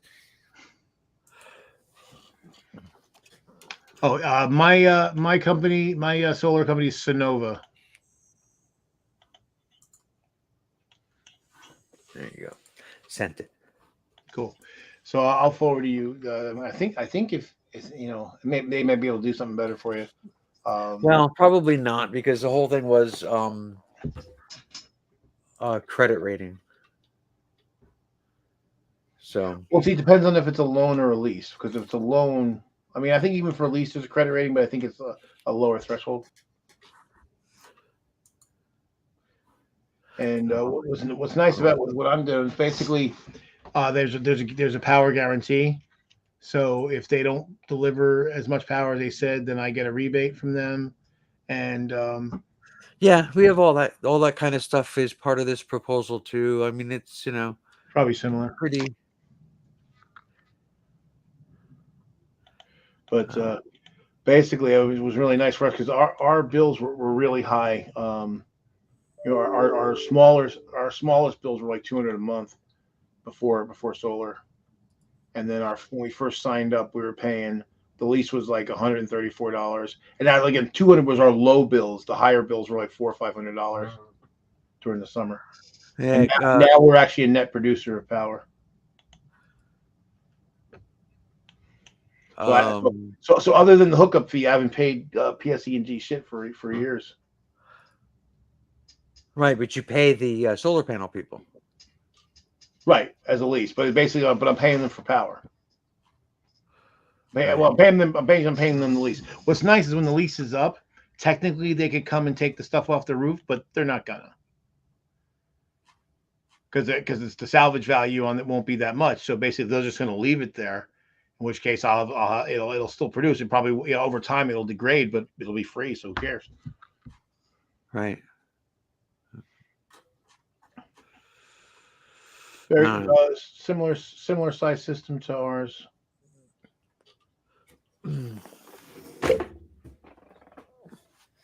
It's 25 years. Okay, ours was a 20-year. Yeah. That's for the lease on the solar panels, or how Yeah, long it takes to pay. Yours is the finance. Yours is the finance thing here. Yeah. See, mine is a lease payment, and there's escalation, so it goes up a few percent, like 3% every year. But like I said, I've actually gotten a couple checks from PSE&G, because what they do is when you're in the winter months, after basically like February and March, or January, February, March, when you produce the most power, because you're not using as much, and so you build up a credit. Right. And then after then in summer, when you're using more, it goes down. You work off, but after a while, I had so much of a credit built up, they just sent me a check. Here you go.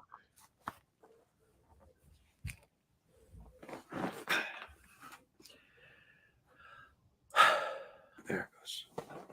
I don't know, but I mean, there's that.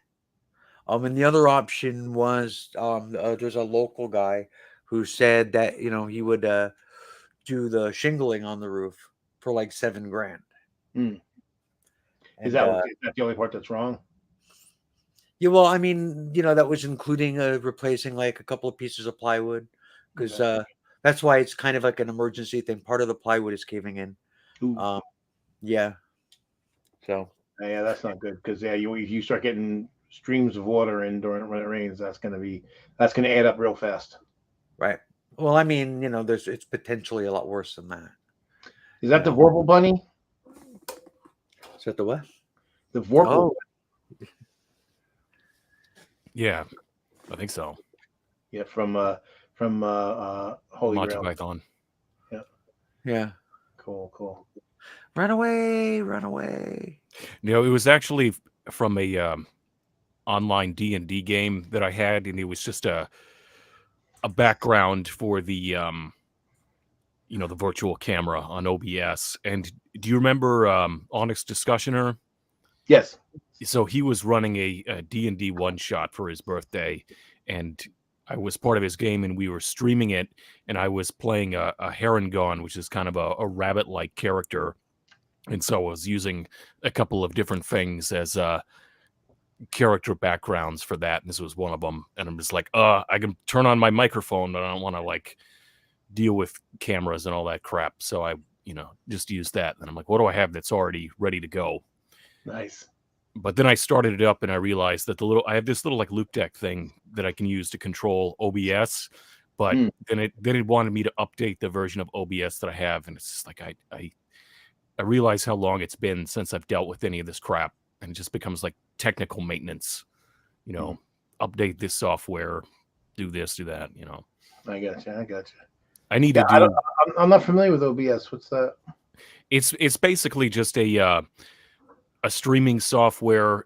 People use it all the time, and you probably don't even notice. So it lets you like put titles on the screen, control things if you want to share your screen. People use it a lot with like Twitch streaming. If you ever seen that, like, if you see the sort of video effects that people use during Twitch streams, they're displaying their chat, they're doing this, that, and the other. the other thing. It's probably going through OBS or something like it. Gotcha. So it's my Streamlabs. Is that what I found here? Yeah. Okay, cool. I'll have to check it out. Yeah, I don't really use it to its full potential, but Cool. Yeah, I end up, I don't really watch live streams as far as games go. I don't know. I find I like watching videos like, you know, people showing you how to play this or how to play that. And like for instance, I watched. I don't know if you ever seen the Mighty Jingles. He does like World of Tanks, World of Warcraft, World of Warships. Actually, sometimes he does do World of Warcraft and War Thunder and stuff like that. But I've watched it. I like his edited videos, but the streaming stuff puts me to sleep. But yeah, a lot of people watch it. That's why I haven't done it, because I'm like, oh, gee, this is boring. yeah, I find that with a lot of people too, especially when people do like the just chatting section. You really have to have a significant personality to pull that off. Yeah. Now that said, I have considered running a D&D campaign and streaming. I made another channel. I haven't used it at all yet, but it's called Session Zero, which, you know, as a role playing game person, you'll understand the reference. So I thought that was kind of a cool name, but I just haven't done anything with the channel yet. But I'd like to. So I thought about, like, you know, getting you know, fellow YouTubers who are interested in playing a game and running it and you know, not necessarily either live streaming it or recording it and then editing and putting up the edited version. Yeah, that's another thing that I struggle to get into, even though I like D&D. Everybody loves what's that show with Matt Mercer? Critical Role. Oh, right. And I've tried several times to get into that, and it just I like the cartoon they based off of on that. But I think that I have seen a few other ones or heard a few other ones that are real play that have been edited to be more concise. And I personally think that works better than just here's 4 hours of people's side banter and, you know, things going nowhere. Exactly. And then that's, yeah, especially for role-playing games, right? There's always the side banter, there's always the jokes, and some of them are funny and some of them, you know, lie flat. So it's just like, yeah, let's distill that down to some actual gameplay and save the better, you know, retain the better jokes, but keep the chatter down to a minimum, because it's but it's funny though, there are people out there watch these 4-hour videos of people just, you know, with a lot of dead air. Hey, we found a channel on YouTube that does lo-fi beats nonstop for months and months and months.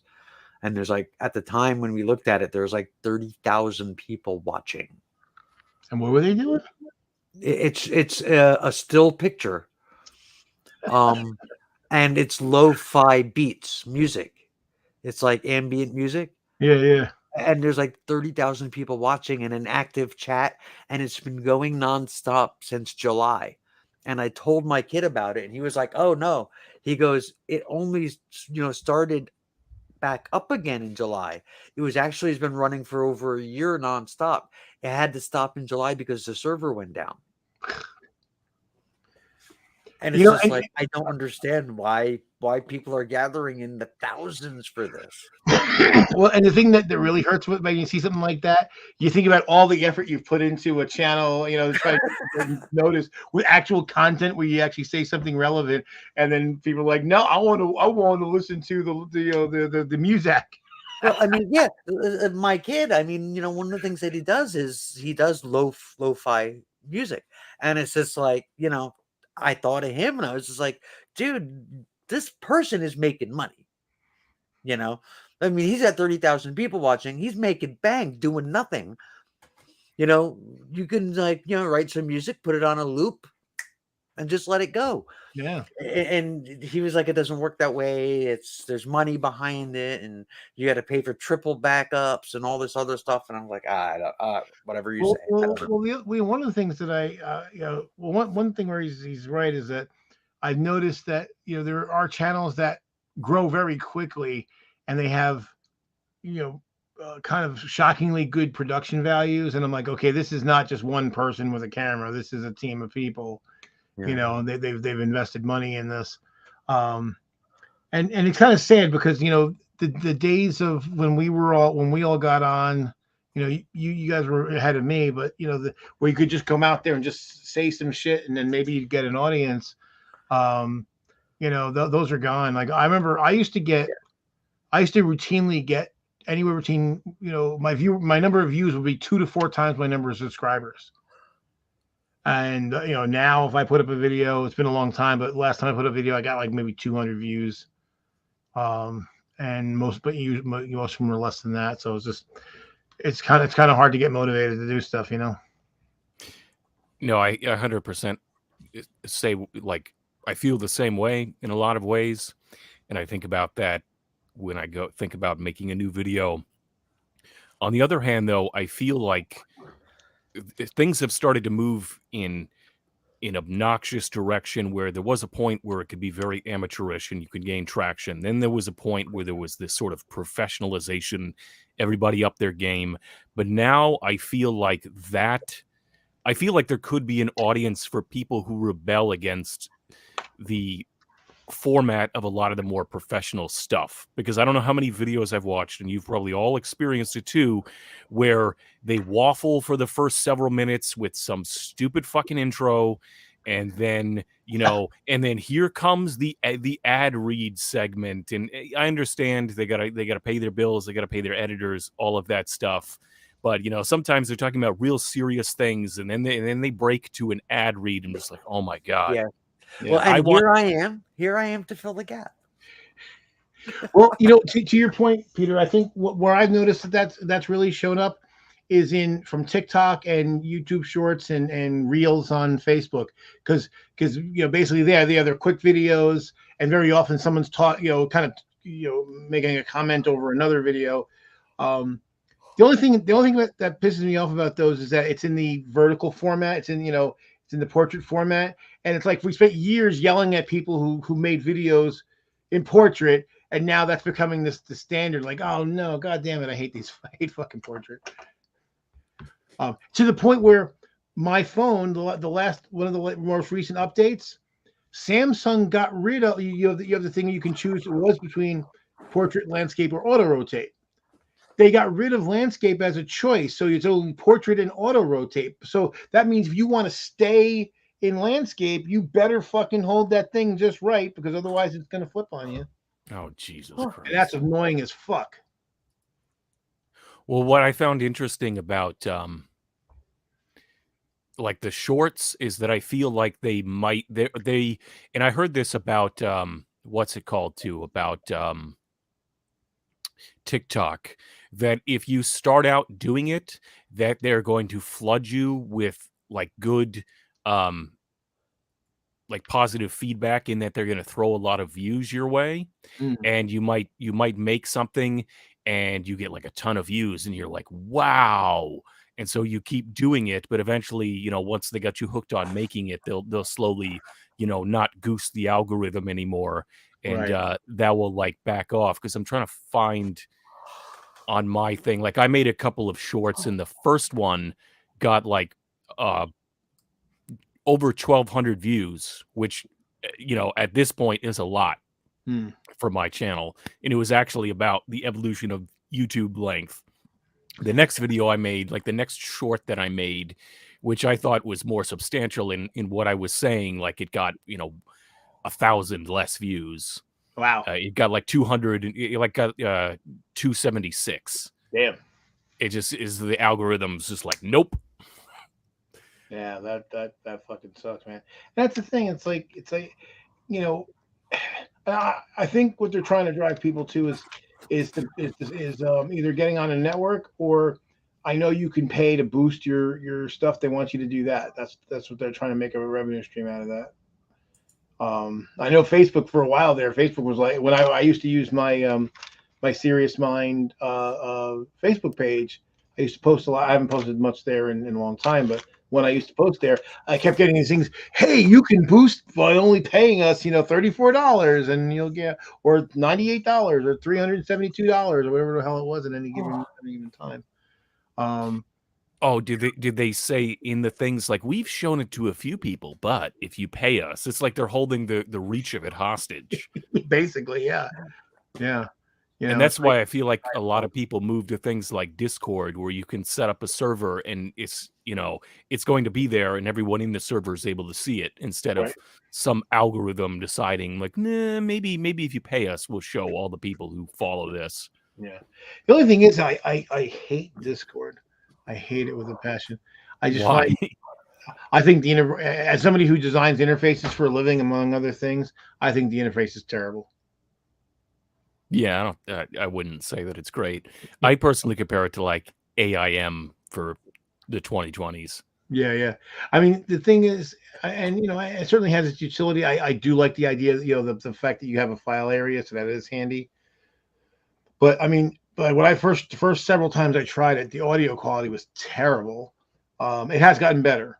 But and also they've also have more options as far as customizing the interface, because it used to be it was fucking bright or fucking dark, and both of those caused me physical distress.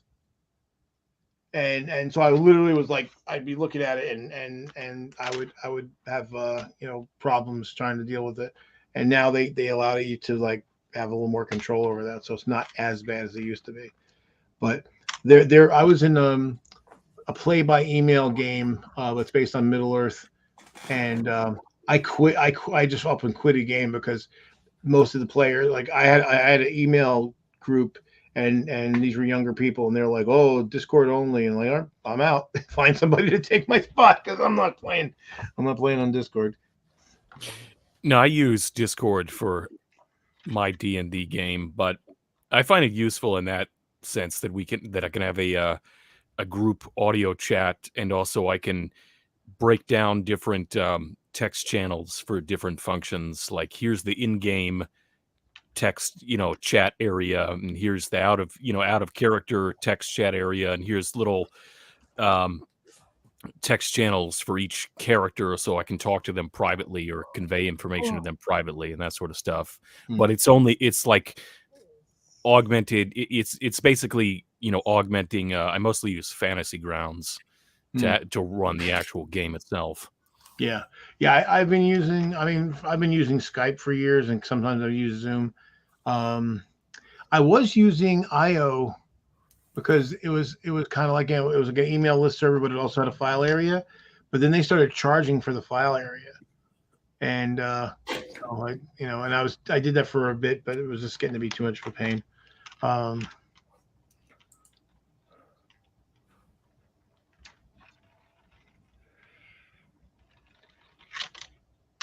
What time is it? Yeah, so I found out. Well, I know Philip Raven, but I don't know I think Peter knows Philip. Philip who? Maybe the True Puka. Oh, I think I remember him. It's been a hot minute. Yeah. He's on Facebook as Flip Rose. You've probably seen him anyway. But so he shot me an email. He called me. There was a project. It was a maintenance project that we bid on like a few months ago, and then when we saw the bid results were posted and all the bids were rejected, and I'd called and said, hey, are you guys going to rebid this? What's going on? And they said, oh, we're not sure. And then he gets an email today saying, hey, you guys haven't sent in the paperwork for the service contract. And I'm like, what are you talking about?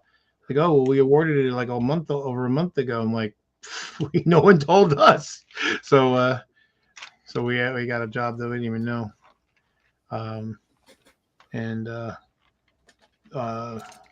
Yeah, so like this last year was awful business wise, but this year it's already our best year ever, and it's March. It's good. Yeah, it's real good.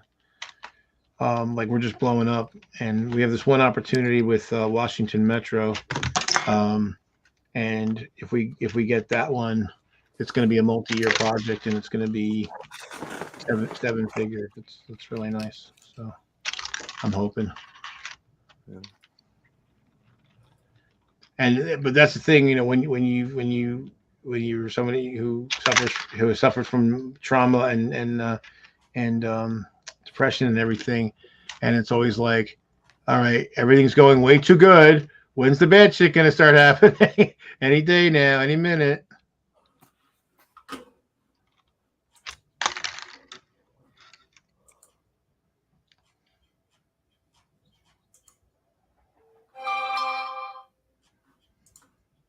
Yeah, Galen, it's pretty cool. Peach, I know. What did she say? She's yelling at me for yawning in my own stream.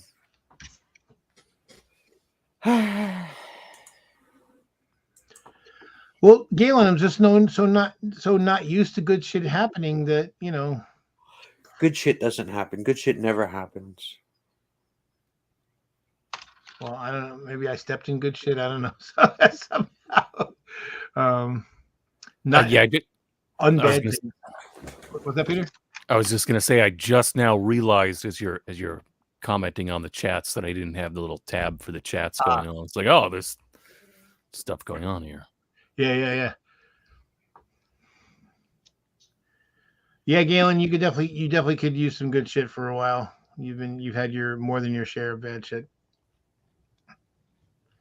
That's one thing that I've kind of noticed. Well, or I guess I'm assuming something, but it seems like the group of us in Facebook are kind of, you know, peer group. You know, we've all been through like a lot of fucked up stuff. Or is it just everybody goes through a lot of fucked up stuff? Everybody goes, yeah, everybody. That's funny. You know.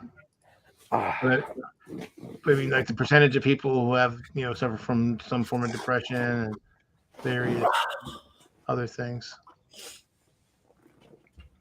yeah. I'll be right back though, because my bladder is yelling at me. Oh, okay. I guess it's all on you and me now, Raven. I guess so. How are you? I'm all right. Yeah. Just chilling out. I've been struggling to be productive today. It's one of those sorts of things. It's like I took a nap earlier and woke up, and now I'm in that phase where I'm just like still, I'm mostly recovered from the nap. It's not one of those things where, you get up more tired than you started out, but I also feel like I'm not firing on all cylinders at the same time. Well, I've been like that for years. That's pretty much what I imagine having young children is like. It's never like it's just a permanent brain fog. Yeah, kind of. Yeah. I don't know. You find yourself yelling things you never thought you would even say. You know? Stop touching yourself and get off your brother's head. I said, wait, what? Those were words that I actually put together? Yeah. Crazy shit. Kids are weird.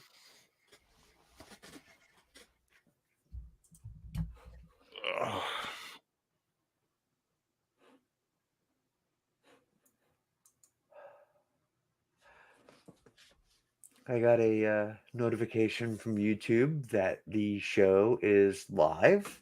Nice of them to let me know. Get an email. Now live. You just now got an email. Who sent it? Microsoft Explorer? No, right. No, when did they send it? About 5 minutes after the show started. So, but still, I mean, the fact that they had to, send it, like I don't know that I'm broadcasting. Yeah. Weird. It's I'm sure it's some automated thing. Some coder got paid a 6-figure salary to write crap like that. Stupid.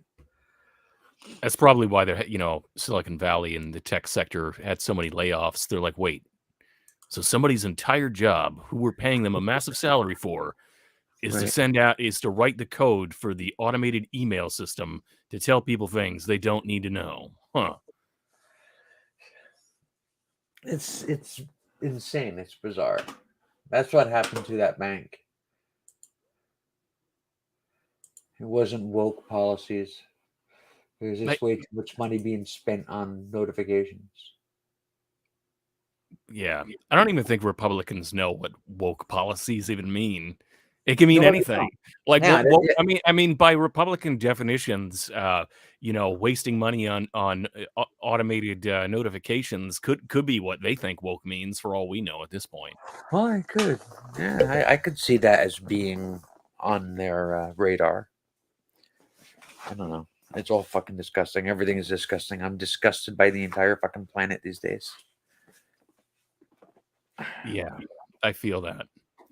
But so lately, I've had this really weird idea to basically, because I've done like the Cletus videos, and I've been practicing guitar a lot more lately, and I feel like I want to basically become a country singer. Not like well, let me put it this way.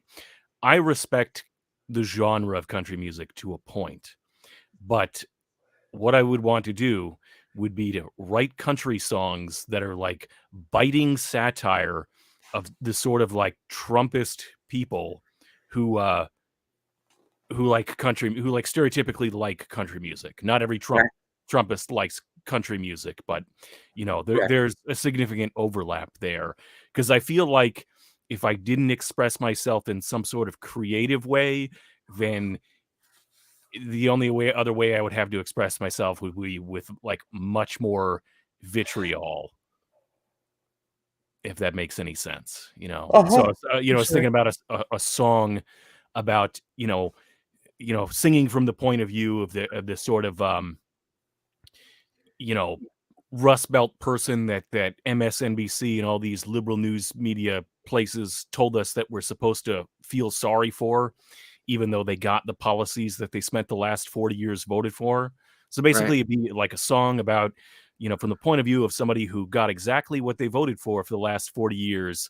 And he's like, it's the Democrats' fault. It's the Democrats' fault, after describing like the policies of Reagan and Bush and all of these other things and how that led to their situation. Because I feel like it's either express it in some sort of creative fashion like that, or just, seethe with rage at shit. I don't know. I don't know if that makes any sense. No, seething with rage. I'm sorry, Peach. We gotta keep yawning. Seething with rage makes a lot of sense. Peach, are you still watching?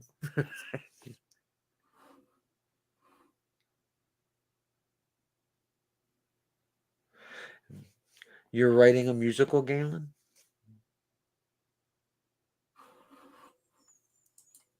The music of your choice is ragtime. That makes sense. Hey, there's Peach. Yes, I'm watching. I thought so. Is she watching but not in the comments? See, I'm in the StreamYards thing, so I only see like... Yeah, she's sending me messages on Facebook. And she said, my yawning is inspiring sleep. I apologize. I don't know. I get myself depressed and then I get tired.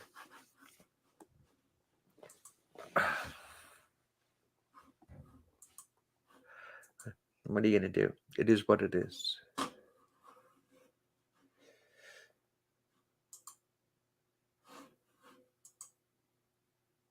Yeah, I don't know. Everything is just so fucking depressing. I don't want to be that person, but I am.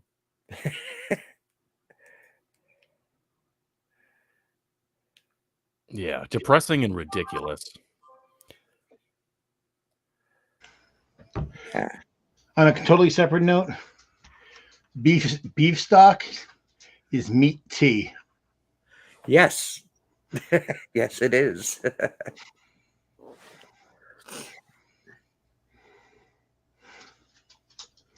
I made pho for dinner today. Pho? Pho. Pho. Oh, fuck. Came out pretty good. Pho. Have you ever had pho? No. It's a Vietnamese soup. Thought it was pho. It's pronounced pho. Ah, Spell pho, but pronounced pho. okay. It's good stuff. Even had the little Thai basil and some cilantro in there, and I forgot the hot peppers though. I can go. By himself. Yeah, I can pho myself whenever I want. Yeah. I mean, well, actually, no, because it takes like 6 hours to make it. But Yeah. given enough time, I can pho myself. Says the addiction counselor that won't get on camera.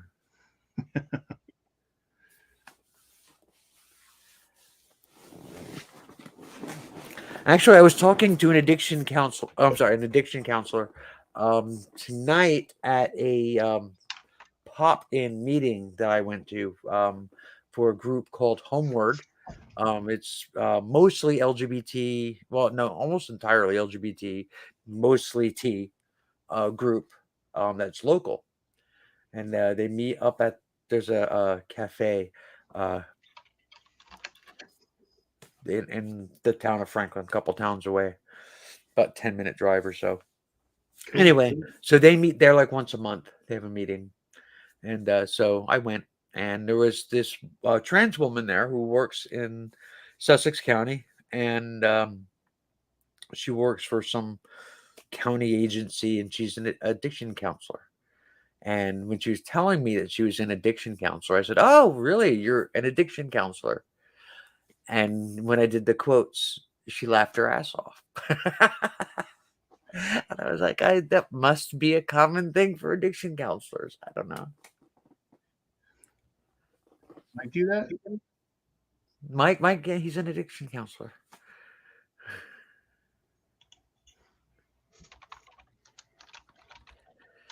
He counsels addictions.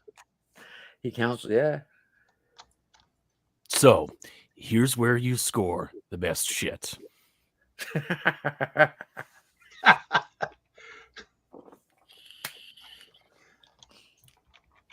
He sits people down. He's like, if you really want to get addicted, this is the way to do it. Have you tried heroin yet? Yeah, Sure.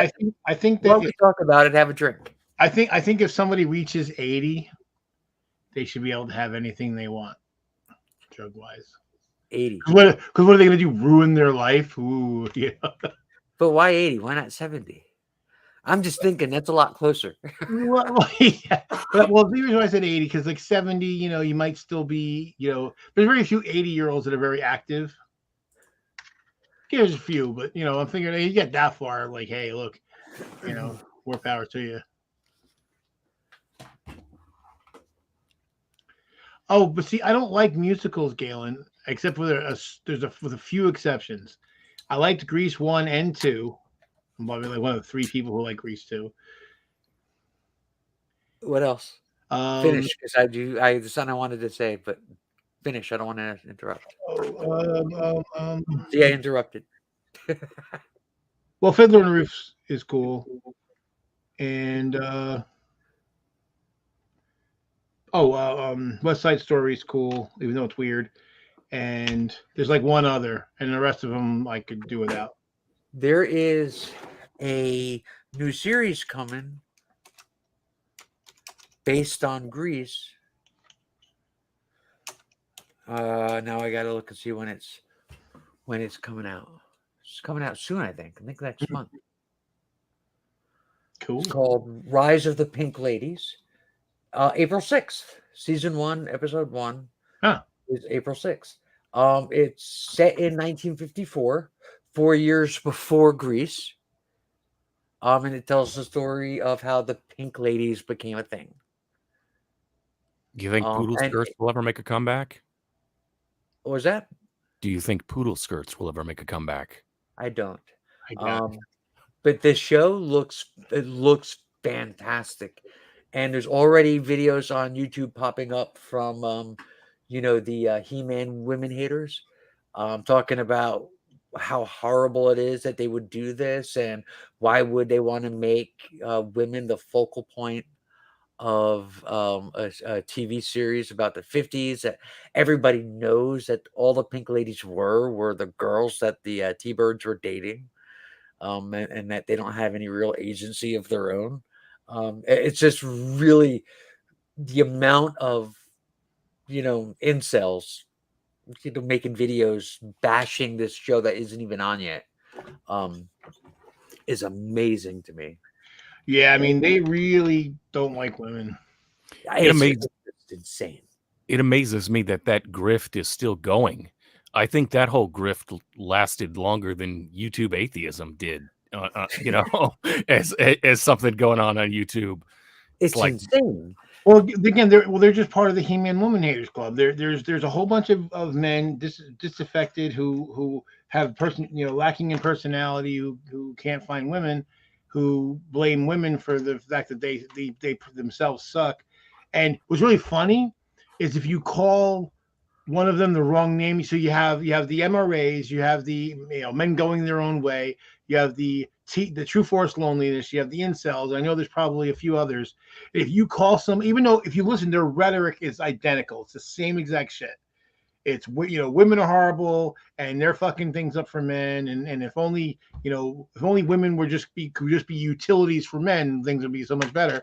But if you call them the wrong one, they'll get pissed off. It's like, but there's no fucking difference. You're all the same. The men going their own way, though, you got to give them credit for having the coolest name for their group. They're like the Big Cow. Yeah. And I'm like, the thing, and the funny thing is, they think that they're like, doing something to women by going away. Like, no, women are like, goodbye, see ya. The greatest thing that ever happened to women in the last 10,000 years. So I mean, if you haven't seen yet, look, go onto YouTube and find, the trailers for it.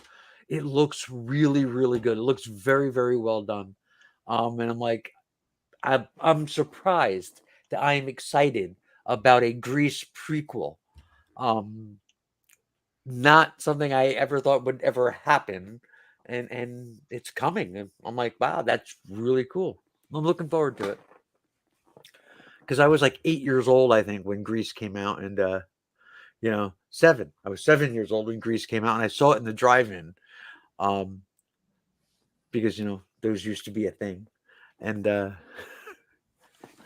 yeah. I mean, I saw it in the theater, and I saw number 2 in the theater. It's funny. The number 2 wasn't as good, but I like it more. Does that make sense? It was all right. I didn't dislike it. I just didn't think it was as good. It's not as good, but I like it more. There's a lot of things like that. Like Conan 2 is not as good as Conan 1, but I like it more. Major League 2 is not as good as Major League 1, but I like it more. There's the dude in the bunker trying to get laid. Yeah. He was like, let's do it for America. Yeah. I think, though, with some of those sequels, it might be, when you saw it and your taste. Because I remember, as a kid, I liked Ghostbusters 2 more, and especially the part where they made the Statue of Liberty move, and I thought that was really cool. As an adult, I realized that the first movie is better, the second movie, but there are several movie sequels that I liked, at least as a kid, I liked better as an adult. And then when I grew up and got some sense and taste, I'm like, no, actually, no, the first movie is actually better. But for whatever reason, it's just, I don't know. I feel like there was one movie in particular where it's like I saw it more than the original. I'm trying to think of what movie it was. I'm sure it'll come to mind later. There are a few sequels that are genuinely, objectively better than the original, like Empire Strikes Back. But the thing is for me, like, okay, for like Ghostbusters 2, you're right. Ghostbusters 1 is objectively a better movie than number 2. but number 2 is more quotable because Peter McNichol was just chewing scenes like a madman. Janusz is like the best part of that movie. Yeah.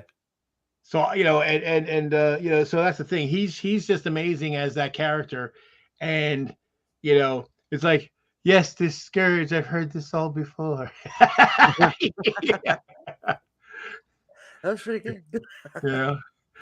Stuff like that. It's just, and I think that certainly with that movie, I know that's what it is. I love Peter McNichol in that movie. And I think it's way more quotable than the first movie, but I know that the first movie is objectively a better movie. Right. Yeah. I'm trying to think like Grease 2. I don't know what it is. It's something about it. Like what it is, I don't know. Because that's the thing. I've seen Grease 1 back in the day, like when it first came on cable. I saw it in the movies and it first came on cable. I watched it a lot. I had the album. I may still have the album somewhere for Grease 1. And certainly the album is better. The Grease 1 album, soundtrack is better than the Grease 2 soundtrack for sure. But I don't know. There's just something. I can't even put my finger on it, but there's something about that movie I just like more. They're just maybe because it's not as serious. Maybe because it is a bit more on the goofy side. Yeah, and that's kind of the same thing with Major League, right? Major League, like the first movie it's a comedy, but it's also a drama, and there's a love story, and it's a very believable love story. The second one, the love story is kind of like thrown in. And it's definitely more jokey, right?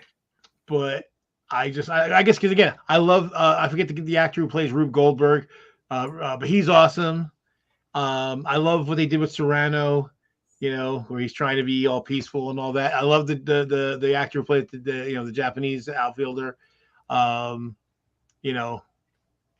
It's just great. Yeah,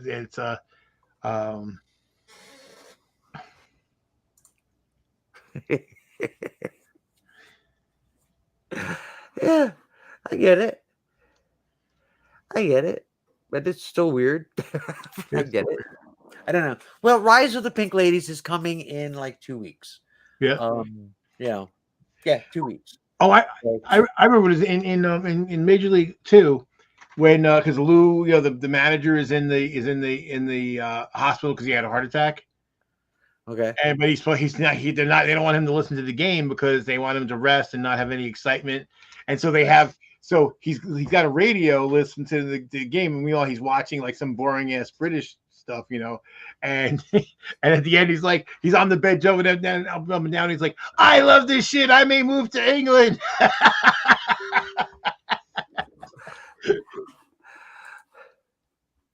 What is this? Oh, yeah. Yeah, there's some movie, and one of these days it's just going to strike me and be like, oh, that's what it was. But I feel like there was a certain sequel that I used to see on TV, like on cable and that sort of thing all the time, and liked it more than the first one. It wasn't Ghostbusters, but now it's just one of those things where I cannot think of it for the life of me. I'm sitting here racking my brain. Like, what was that movie? Jaws 3D. Oh, God. Jaws 3D.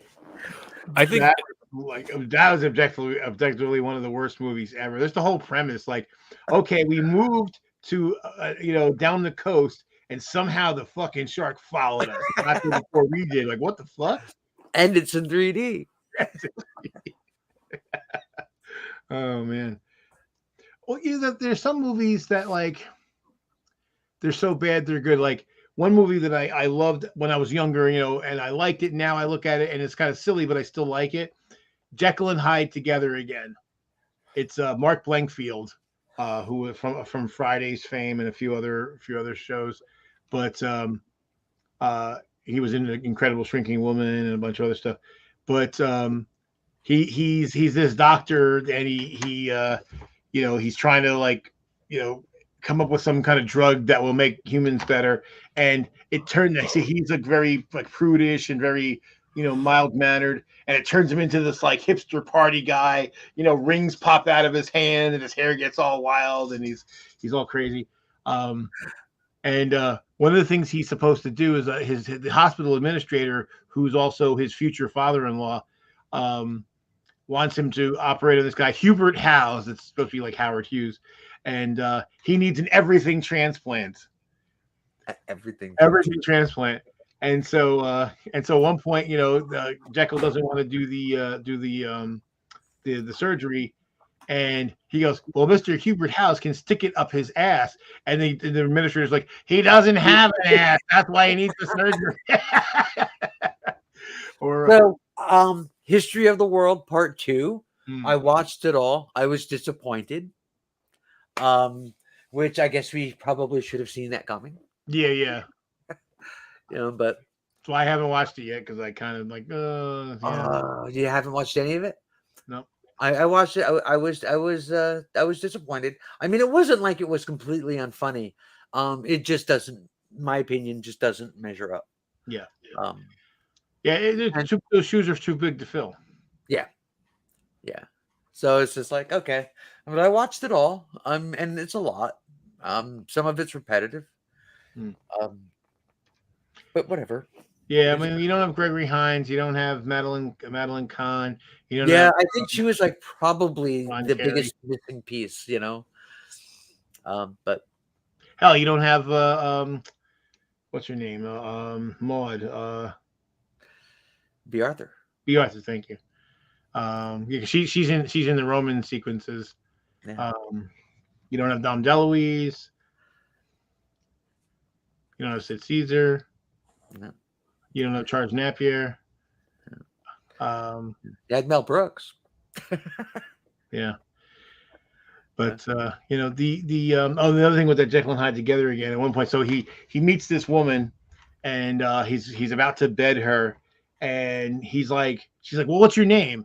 And he's like, he doesn't want to, so he's what do you have to hide? And he goes, Hyde, Mr. Hyde. She's like, Mr. Hyde, no first name. I'm like, my parents lacked imagination.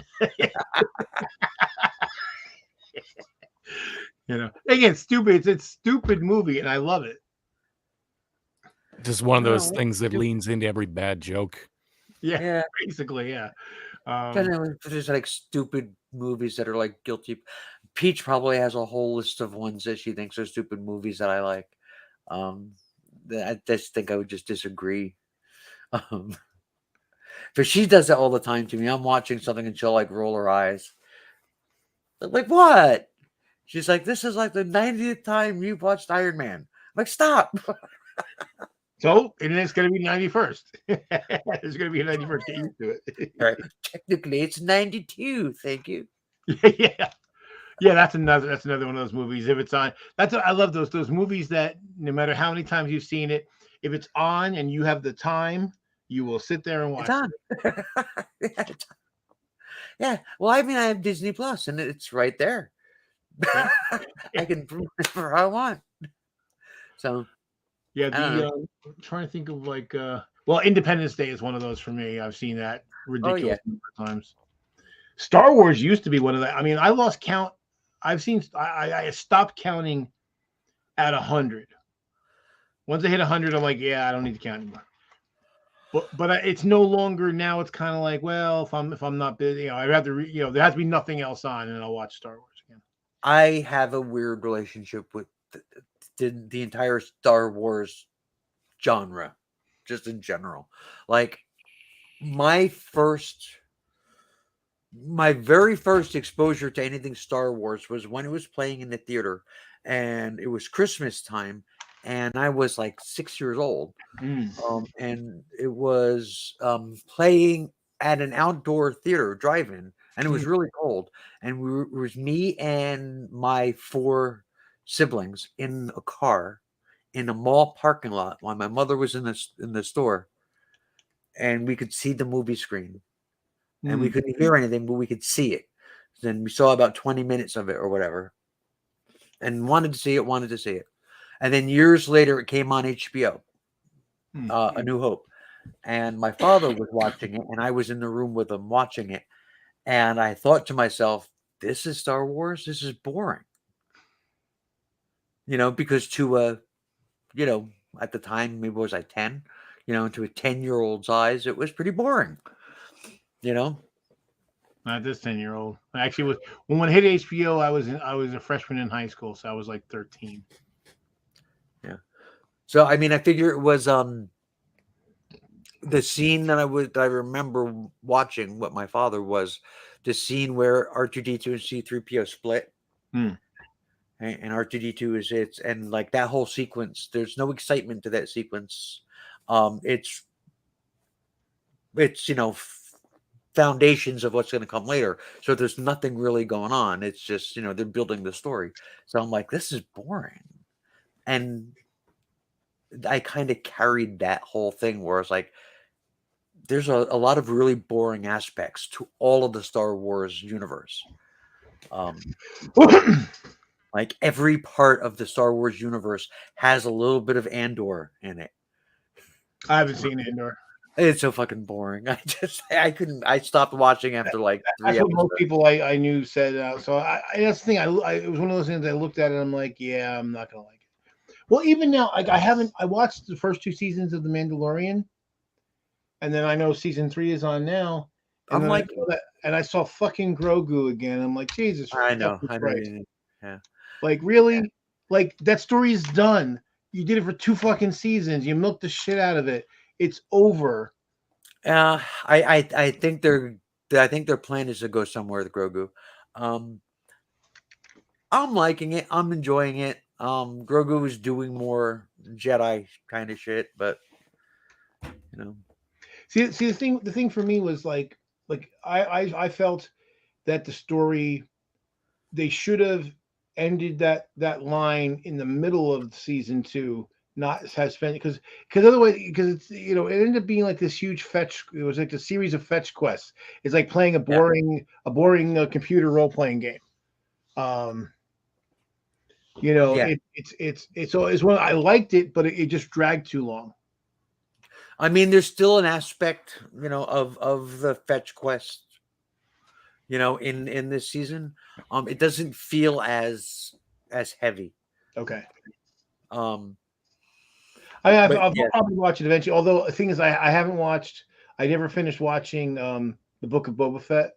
I couldn't. There's another one. Only got a couple episodes in, and I was like, yeah, I can't. Well, see, the funny thing about the Book of Boba Fett, like I said, was like the people that were all pissed off about it. Because again, it's one, if you don't like it, you don't like it, right? But if you people that were pissed off and they're like, oh, like you ruined this character. I'm like, the character had like 5 fucking lines in the, in the thing. In the entire movies. I was just watching the epic rap battle of Boba Fett and Deadpool, and he's like, you had 5 lines in the trilogy, and one of them was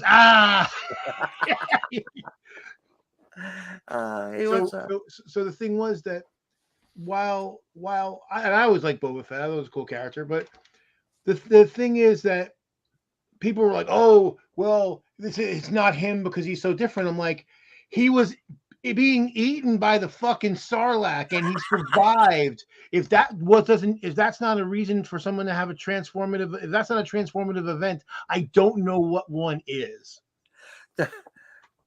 There was somebody who shared a picture on Facebook of Indiana Jones being eaten by the Sarlacc. I was like, oh my god, I love it. I need to have this. That's cool.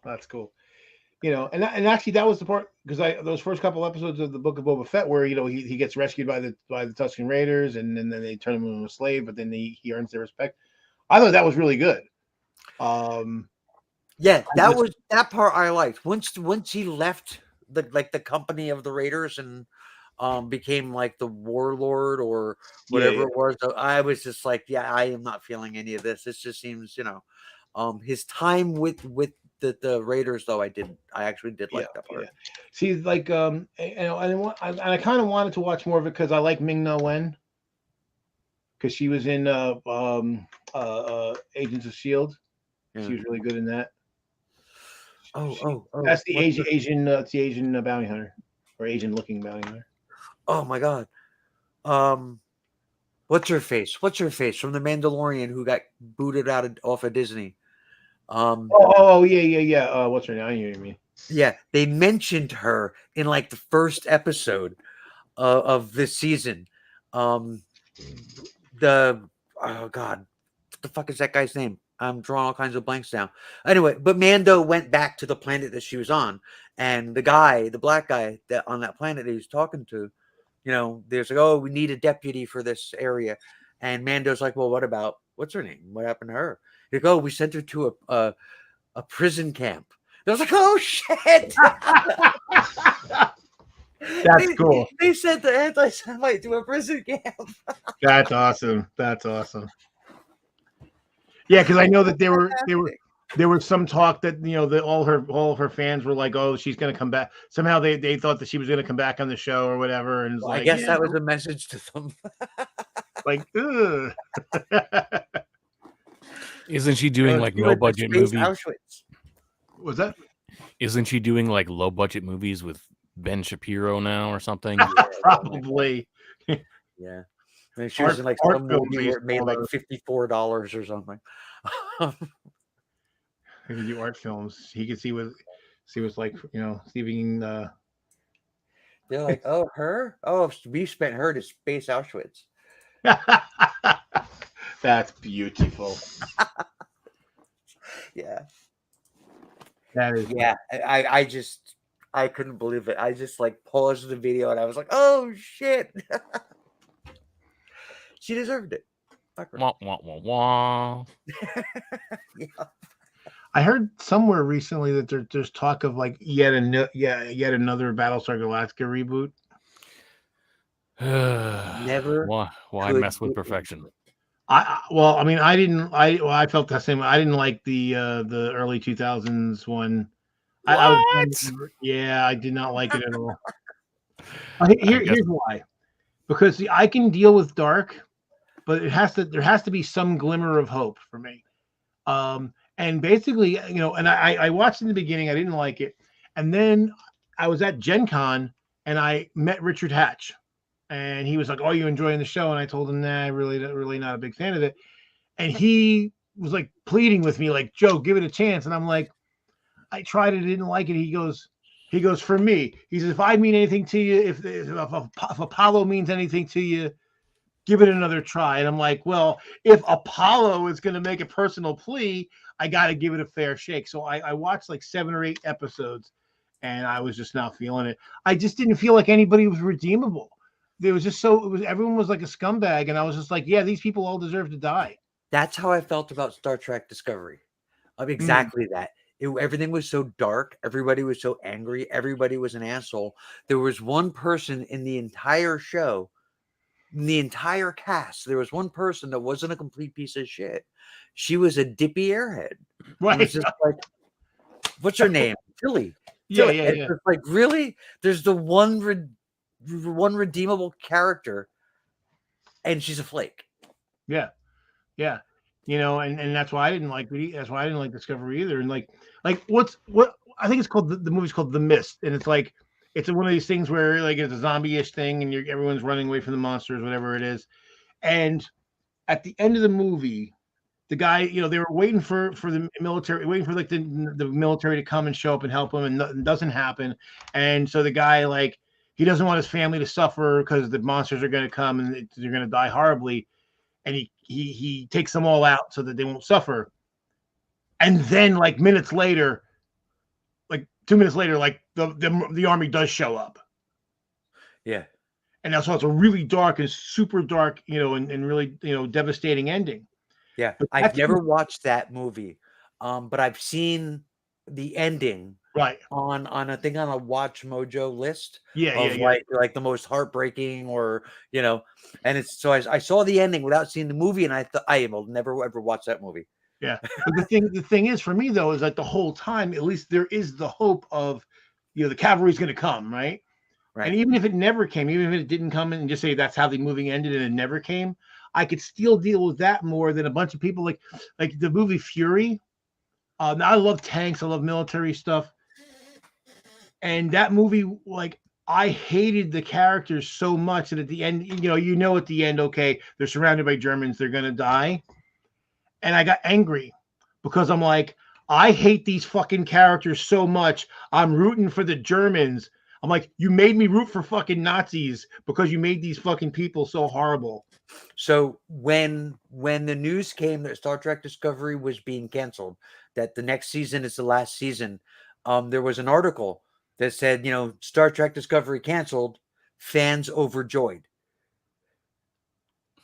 And it's just like, yeah, because the fans didn't like it. Yeah, I don't think they've really figured out what the fuck to do with Star Trek in the most recent incarnations. Strange New Worlds I like.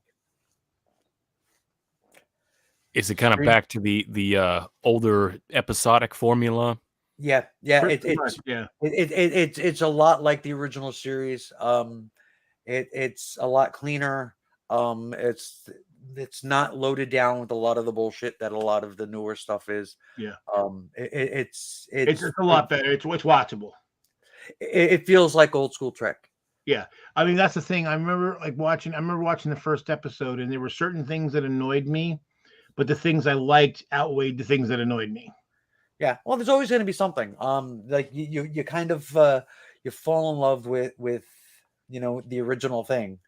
And it's okay, to branch out and experiment like later on, but if you get too far away, then it becomes an issue. So there's always going to be something. Right. That's like the new and from what I understand, it's not coming back. The new Quantum Leap. And I actually really like it. It didn't get renewed? I don't believe so. No, I think it's done. That's a shame. Got a couple more episodes, I think, and then it's over. Yeah, I haven't watched. Yeah, I was thinking I didn't really watch the original show.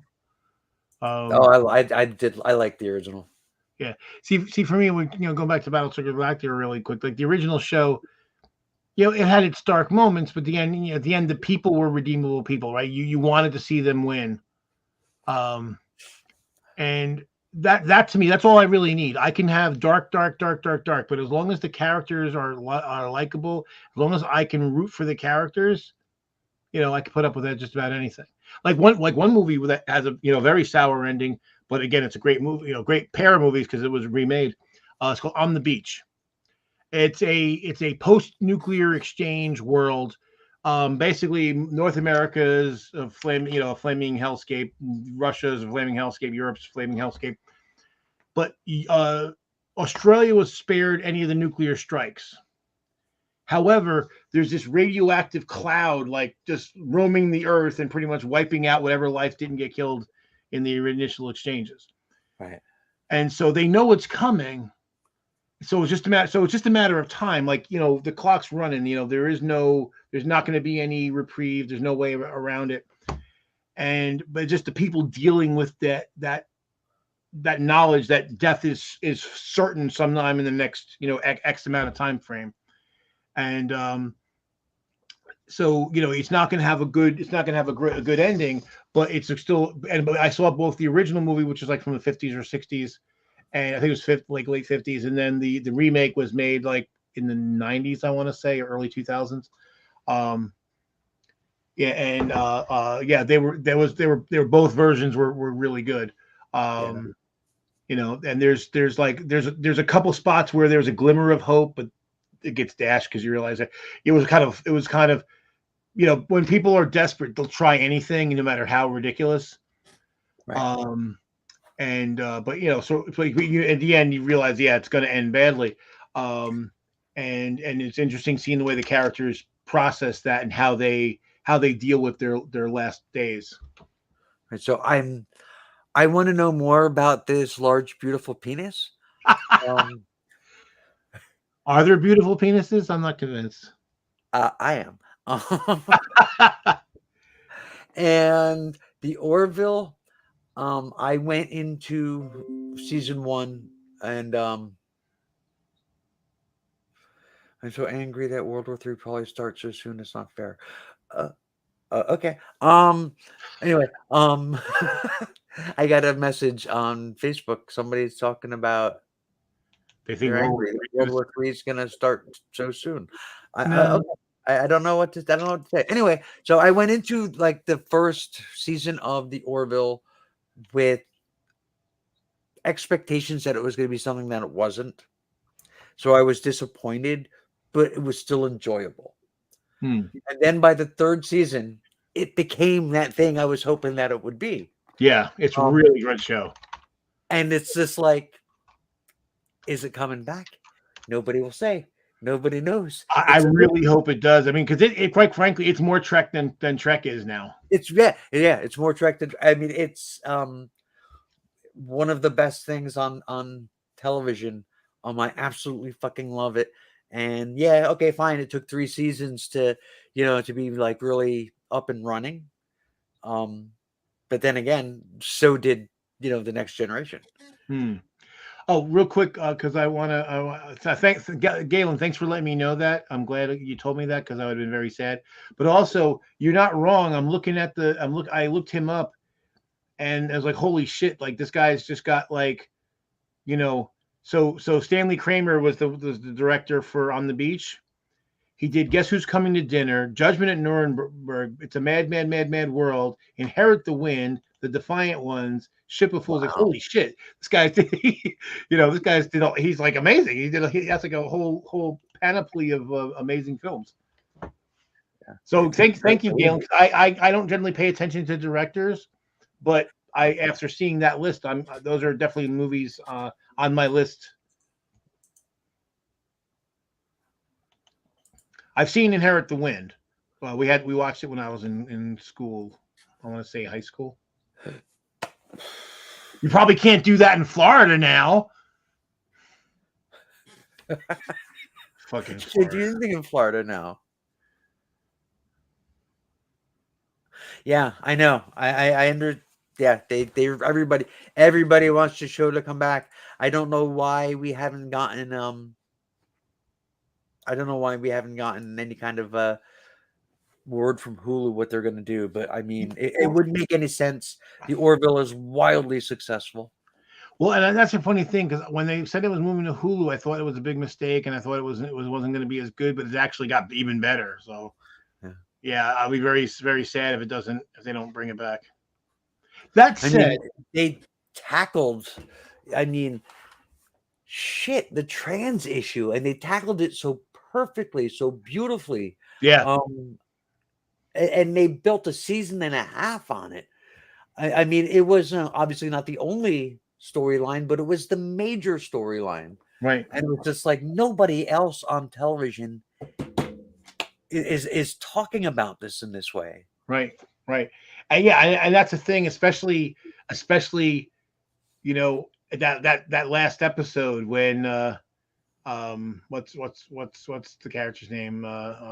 Clyden's mate. Why am I Bortus? Clyde. Yeah, Bortus is I'm thinking of Clyden is what Clyden actually comes around and is like, whoa, I didn't see that coming at all. When you remember, I was like, hey, fuck Clyden. And then like 2 weeks later, I'm like, Team Clyden. Yeah. That's like you saw the episode before I did. I'm like, holy shit, I have to watch this right this fucking second because I have no idea what would make you do that turnaround suddenly like that. Yeah. And I was like, oh wow, this was really good. And especially the way that they dealt with what sport is this species? I'm drawing a blank again. I forgot words. Like I'm just Moclan. Where they're basically like the Moclan, like, oh well, this is our way, and they're like, bye, see ya. Wouldn't want to be. Yeah, the whole Clyden is just like this is the way it must be because and how can you say I don't understand? I was born female, and it's just like wow. Bortus is hot. Does he have a beautiful large penis? I think you'd have to. How about Peter Macon? He looks very different than what. Huh. Well, he's a handsome black man, so who knows? Maybe he does have a big beautiful penis. I don't know. Probably doesn't. That's what they say. You know what they say. I would know. Once you go black, you can't get credit. Yeah, of course he does. Wait, once you go black, you can't get credit? Yeah, it was actually it was a black comedian too, Godfrey. Yeah, that was his joke. Wow. Damn. That's worse than black kids being named after things they'll never have. Mercedes, Diamond. Spiky. Spiky. Why would he have a spiky penis? Don't they lay eggs? Mocklins lay eggs. Why would he need a spiky penis? Yeah, I don't know.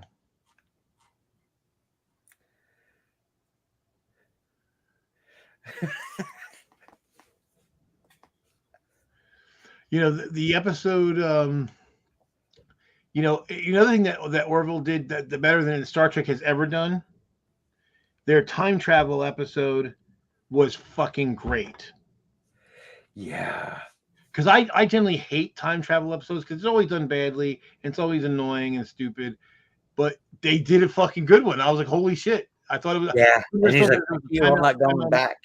Yeah, as soon as I saw there was gonna be a time element, I'm like, it's gonna suck. And like, oh no, they did it good. And especially, you think about it, like, when they first go and they talk to him and like his perspective on it, you're like, it makes sense. Yeah.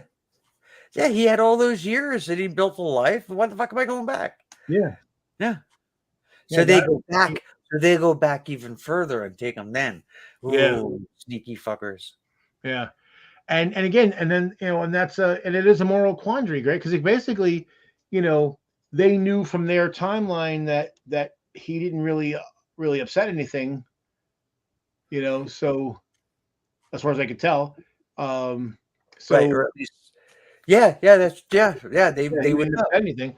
So they really didn't have to undo it because I could see if he changed some major event or something, but he didn't. So, leave the guy alone. So I was kind of angry at the captain for doing that. Yeah, I know. It was kind of like, seriously? Yeah. MCU went full. It's the books though. I mean, it wasn't like somebody was just like, "Hey, let's do time travel." I mean, that's the way the comics go. Right. So, I mean, the Marvel, not even the MCU, Marvel went full in on time travel years ago. But years ago. You're just problem finding out is- about it now. Well, the problem is it generally gets overdone, and it's just like and Star Trek, especially in the next gen stuff and afterward, they just overdid it, and I was just like, oh, not another fucking time travel episode. Yeah. Well, It has ridges like ruffles. He's a ruffle penis. Okay, not spiky. It definitely has ridges. Yeah. It's like a Klingon. Yeah, I gotta drop because it's midnight and I gotta get up in the morning. Yeah, I'm actually probably going to be a good time to go. Yeah, I think we were all having the same thought at the same moment. Yeah. But thank you for having me on. Yeah, I don't definitely. know if I didn't contribute that much. Hey, we just like having you here for moral support. There you go. It's also because we can't see you. I disagree, Galen. I loved Quantumania, but I did not see Quantumania yet. I will not spoil it. I liked it. Galen didn't. You decide. Some people will, some people won't. It is what it is. All right, take care, everybody. Good night. Have a good night. Thanks for hanging out, all. Bye. Bye.